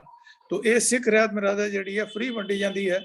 ਤੋ ਇਸ ਨੂੰ ਆਪ ਜੀ ਜ਼ਰੂਰ ਪ੍ਰਾਪਤ ਕਰੋ। ਮੈਂ ਸਾਰੇ ਵੀਰਾਂ ਭੈਣਾਂ ਨੂੰ ਬੇਨਤੀ ਕਰਾਂਗਾ ਜਿਨ੍ਹਾਂ ਕੋਲੇ ਨਹੀਂ ਹੈ, ਤਾਂ ਕਿ ਉਹਨੂੰ ਲੈ ਕਰਕੇ ਅਸੀਂ ਆਪਣੇ ਜੀਵਨ ਨੂੰ ਸੁਚਾਰੂ ਰੂਪ ਦੇ ਅੰਦਰ ਸਿੱਖੀ ਦੇ ਮਾਰਗ ਦੇ ਉੱਪਰ ਚਲਾ ਸਕੀਏ। ਤੋ ਵੀਰ ਪ੍ਰਭਕੀਰਤਨ ਸਿੰਘ ਜੀ, ਇੱਕ ਵਾਰੀ ਫਿਰ ਆਪ ਜੀ ਦਾ ਬਹੁਤ ਬਹੁਤ ਧੰਨਵਾਦ ਹੈ। ਤੋ ਇੱਕ ਸਵਾਲ ਇੱਕ ਹੋਰ ਹੈ, ਮੈਂ ਜਿਹੜਾ ਕਿ ਆਮ ਤੌਰ ਤੇ ਅੱਜ ਕੱਲ੍ਹ ਦੇ ਅਜੋਕੇ ਸਮੇਂ ਦੇ ਅੰਦਰ ਸੋਸ਼ਲ ਮੀਡੀਆ ਦੇ ਵਿੱਚ ਉਹ ਸਵਾਲ ਬੜਾ ਸਾਨੂੰ ਤੰਗ ਕਰ ਰਿਹਾ ਹੈ। ਉਹ ਹੈ ਕਿ WhatsApp ਦੇ ਉੱਪਰ ਫੋਟੋ ਕਲਚਰ ਬਹੁਤ ਪ੍ਰਚਲਿਤ ਹੋ ਰਿਹਾ ਹੈ ਤੇ ਸਵਾਲ ਹੈ ਕਿ ਇਸ ਨੂੰ ਠੱਲ ਕਿਸ ਤਰ੍ਹਾਂ ਪਾਈ ਜਾਵੇ। ਤੋ ਇਸ ਬਾਰੇ ਅਸੀਂ ਇਹ ਵਿਚਾਰ ਕੀਤੀ ਹੈ ਪੈਨਲ ਦੇ ਵਿੱਚ ਕਿ ਇਸ ਦੇ ਬਾਰੇ ਅਸੀਂ ਕੋਈ ਦੰਡ ਸੰਹਿਤਾ ਤੇ ਨਹੀਂ ਲਾਗੂ ਕਰ ਸਕਦੇ, ਲੇਕਿਨ ਇਹ ਹੈ ਕਿ ਜਿਨ੍ਹਾਂ ਦੇ ਕੋਲ WhatsApp ਦੇ ਗਰੁੱਪ ਹਨ ਉਹਨਾਂ ਨੂੰ ਬੇਨਤੀ ਹੈ, ਸਨੇਮਰ ਬੇਨਤੀ ਹੈ ਕਿ ਜਦੋਂ ਵੀ WhatsApp ਦੇ ਉੱਪਰ ਕੋਈ ਵੀ ਜਿਹੜਾ ਹੈ ਉਹ ਮਨੋਕਲਪਤ ਫੋਟੋ ਜਿਹੜੀ ਹੈ ਉਹ ਸਿੱਖ ਗੁਰੂਆਂ ਦੀ ਜਾਂ ਕਿਸੇ ਦੀ ਵੀ ਜਿਹੜੀ ਪਾਈ ਜਾਵੇ, ਉਸ ਦੇ ਤੁਰੰਤ ਉਹਦੇ ਥੱਲੇ ਇੱਕ ਜਿਹੜੀ ਹੈ ਉਹ ਸੁਚੇਤ ਕਰਨ ਵਾਲੀ ਆਪਣੇ ਵੱਲੋਂ ਕਮੈਂਟ ਪਾਇਆ ਜਾਏ ਕਿ ਵੀਰ ਜੀ ਇਹ ਫੋਟੋਆਂ ਜਿਹੜੀਆਂ ਹਨ ਇਹ ਮਨੋਕਲਪਤ ਹਨ ਔਰ ਇਹਨਾਂ ਦਾ ਸਿੱਖ ਧਰਮ ਦੇ ਨਾਲ, ਸਿੱਖ ਗੁਰੂਆਂ ਦੇ ਨਾਲ ਕੋਈ ਸੰਬੰਧ ਨਹੀਂ ਹੈ। ਅਸੀਂ ਆਮ ਤੌਰ ਤੇ ਦੇਖਦੇ ਵੀ ਹਾਂ ਕਿ ਕਈ ਜਗ੍ਹਾ ਦੇ ਉੱਪਰ ਫੋਟੋਆਂ ਜਿਹੜੀਆਂ ਹਨ ਉਹ ਉੱਤੇ ਮੈਸੇਜ ਦੇ ਉੱਪਰ ਹੋਰ ਫੋਟੋ ਹੁੰਦੀ ਹੈ, ਥੱਲੇ ਉਸੇ ਗੁਰੂ ਸਾਹਿਬਾਨ ਦੀ ਹੋਰ ਫੋਟੋ ਲੱਗੀ ਹੁੰਦੀ ਹੈ ਤੇ ਤੀਸਰੇ ਥਾਂ ਦੇ ਉੱਪਰ ਉਹ ਹੋਰ ਫੋਟੋ ਲੱਗੀ ਹੁੰਦੀ ਹੈ। ਤੋ ਉਸ ਵੇਖ ਕੇ ਬੜਾ ਕਨਫਿਊਜ਼ਨ ਪੈਦਾ ਹੁੰਦਾ ਹੈ। ਆਮ ਬੱਚੇ ਛੋਟੇ ਅਗਰ ਦੇਖਣਗੇ ਤੇ ਉਹ ਕਹਿਣਗੇ ਵੀ ਇਹ ਕਿਹੜੇ ਅਸਲੀ ਗੁਰੂ ਸਾਹਿਬ ਕਿਹੜੇ ਨੇ, ਤੋ ਅਸਲੀ ਉਹਨਾਂ 'ਚ ਕੋਈ ਵੀ ਨਹੀਂ ਹਨ। ਤੋ ਇਸ ਕਰਕੇ ਸਾਨੂੰ ਸਮਝਾਉਣ ਦੀ ਲੋੜ ਹੈ। ਸਾਨੂੰ ਆਪਣੇ WhatsApp ਦੇ ਉੱਪਰ ਇਹੋ ਜਿਹੀਆਂ ਪੋਸਟਾਂ ਆਪ ਪਾਉਣੀਆਂ ਚਾਹੀਦੀਆਂ ਨੇ, ਆਪ ਕ੍ਰੀਏਟ ਕਰਨੀਆਂ ਚਾਹੀਦੀਆਂ ਨੇ, Facebook ਤੇ ਪਾਉਣੀਆਂ ਚਾਹੀਦੀਆਂ ਨੇ, ਤਾਂ ਕਿ ਜਿਹੜੇ ਸੰਗਤਾਂ WhatsApp ਗਰੁੱਪ ਨੂੰ ਯੂਜ਼ ਕਰਦੀਆਂ ਨੇ ਜਾਂ Facebook ਨੂੰ ਯੂਜ਼ ਕਰਦੀਆਂ ਹਨ ਉਹ ਇਸ ਤੋਂ ਅਵੇਅਰ ਹੋ ਸਕਣ ਬਈ ਕਿਸੇ ਤਰੀਕੇ ਦੇ ਨਾਲ ਵੀ ਇਹ ਫੋਟੋਆਂ ਜਿਹੜੀਆਂ ਹਨ ਇਹ ਮਨੋਕਲਪਤ ਹਨ ਔਰ ਇਹ ਜੋ ਸਿੱਖੀ ਦਾ ਸਿਧਾਂਤ ਹੈ, ਗੁਰ ਮੂਰਤ ਗੁਰ ਸ਼ਬਦ ਹੈ, ਸਾਧ ਸੰਗਤ ਵਿੱਚ ਪ੍ਰਗਟੀ ਆਇਆ। ਇਹ ਫੋਟੋਆਂ ਦਾ ਕਲਚਰ ਜਿਹੜਾ ਹੈ ਉਹ ਸਾਨੂੰ ਗੁਰੂ ਸ਼ਬਦ ਤੋਂ ਭਟਕਾਉਣ ਵਾਸਤੇ ਹੈ ਕਿ ਅਸੀਂ ਮੂਰਤੀ ਪੂਜਾ ਵਾਲੇ ਪਾਸੇ ਲੱਗ ਜਾਈਏ ਤੇ ਜੋ ਅਸਲੀ ਸ਼ਬਦ ਗੁਰੂ ਹੈ ਜਿਸ ਨੂੰ ਅਸੀਂ ਆਪਣੇ ਅੰਦਰ ਧਾਰਨ ਕਰਨਾ ਹੈ ਉਸ ਤੋਂ ਅਸੀਂ ਵਾਂਝੇ ਹੋ ਜਾਈਏ। ਤੇ ਆਮ ਤੌਰ ਤੇ ਇਹ ਵੀ ਦੇਖਿਆ ਜਾਂਦਾ ਹੈ ਕਿ ਘਰਾਂ ਵਿੱਚ ਵੀ ਔਰ ਕਈ ਗੁਰਦੁਆਰਿਆਂ ਵਿੱਚ ਵੀ ਜਿਹੜੀਆਂ ਹਨ ਉਹ ਮਨੋਕਲਪਤ ਫੋਟੋਆਂ ਜਿਹੜੀਆਂ ਹਨ ਉਹ ਲੱਗੀਆਂ ਹੋਈਆਂ ਹਨ। ਔਰ ਜਿੱਥੇ ਕਿਤੇ ਵੀ ਅਸੀਂ ਦੇਖਿਆ ਹੈ ਕਿ ਕਈ ਜਿਹੜੇ ਚਿੱਤਰਕਾਰ ਨੇ ਉਹਨਾਂ ਨੇ ਆਪਣੀ ਹੀ ਫੋਟੋ ਜਿਹੜੀ ਹੈ ਉਸ ਨੂੰ ਗੁਰੂ ਨਾਨਕ ਪਾਤਸ਼ਾਹ ਦੀ ਫੋਟੋ ਬਣਾ ਕਰਕੇ ਉਸ ਨੂੰ ਪ੍ਰਚਲਿਤ ਕੀਤਾ ਹੋਇਆ। ਔਰ ਕਿਸੇ ਇੱਕ ਸੰਸਥਾ ਜਿਹੜੀ ਹੈ, ਉਹ ਸੰਸਥਾ ਦਾ ਨਾਂ ਨਹੀਂ ਮੈਂ ਲੈਣਾ ਚਾਹੁੰਦਾ, ਲੇਕਿਨ ਉਹਨਾਂ ਨੇ ਤੇ ਇੱਕ ਉਸ ਨੂੰ ਮਤਲਬ ਹੈ ਕਿ ਉਹਦੇ ਉੱਤੇ ਮੋਹਰ ਹੀ ਲਗਾ ਦਿੱਤੀ ਹੈ ਕਿ ਇਹ ਸਾਡੇ ਬਾਬਿਆਂ ਨੇ ਇਸ ਫੋਟੋ ਨੂੰ ਜਿਹੜਾ ਹੈ ਉਹ ਦਰਸ਼ਨ ਕੀਤੇ ਹਨ ਔਰ ਇਹ ਗੁਰੂ ਸਾਹਿਬ ਦੀ ਫੋਟੋ ਉਸੇ ਤਰੀਕੇ ਨਾਲ ਹੈ। ਔਰ WhatsApp ਗਰੁੱਪ ਦੇ ਉੱਪਰ ਹੋਰ ਵੀ ਐਸੀਆਂ ਕਈ ਫੋਟੋ ਆ ਰਹੀਆਂ ਹਨ ਕਿ ਜਿਹੜੀਆਂ ਜੰਗਲ ਵਿੱਚ ਕੋਈ ਬਾਬਾ ਬੈਠਾ ਹੈ ਤੇ ਇਹ ਕਿਹਾ ਜੀ ਇਹ ਫੋਟੋ ਜਿਹੜੀ ਹੈ ਸਾਨੂੰ ਫਲਾਣੀ ਜਗ੍ਹਾ ਤੋਂ ਮਿਲੀ ਹੈ, ਸਾਨੂੰ ਉਸ ਜਗ੍ਹਾ ਤੋਂ ਮਿਲੀ ਹੈ ਤੇ ਸਾਨੂੰ ਇਹਨਾਂ ਭੁਲੇਖਿਆਂ ਤੋਂ ਦੂਰ ਕਰਨਾ, ਸੁਚੇਤ ਕਰਨਾ ਚਾਹੀਦਾ ਹੈ।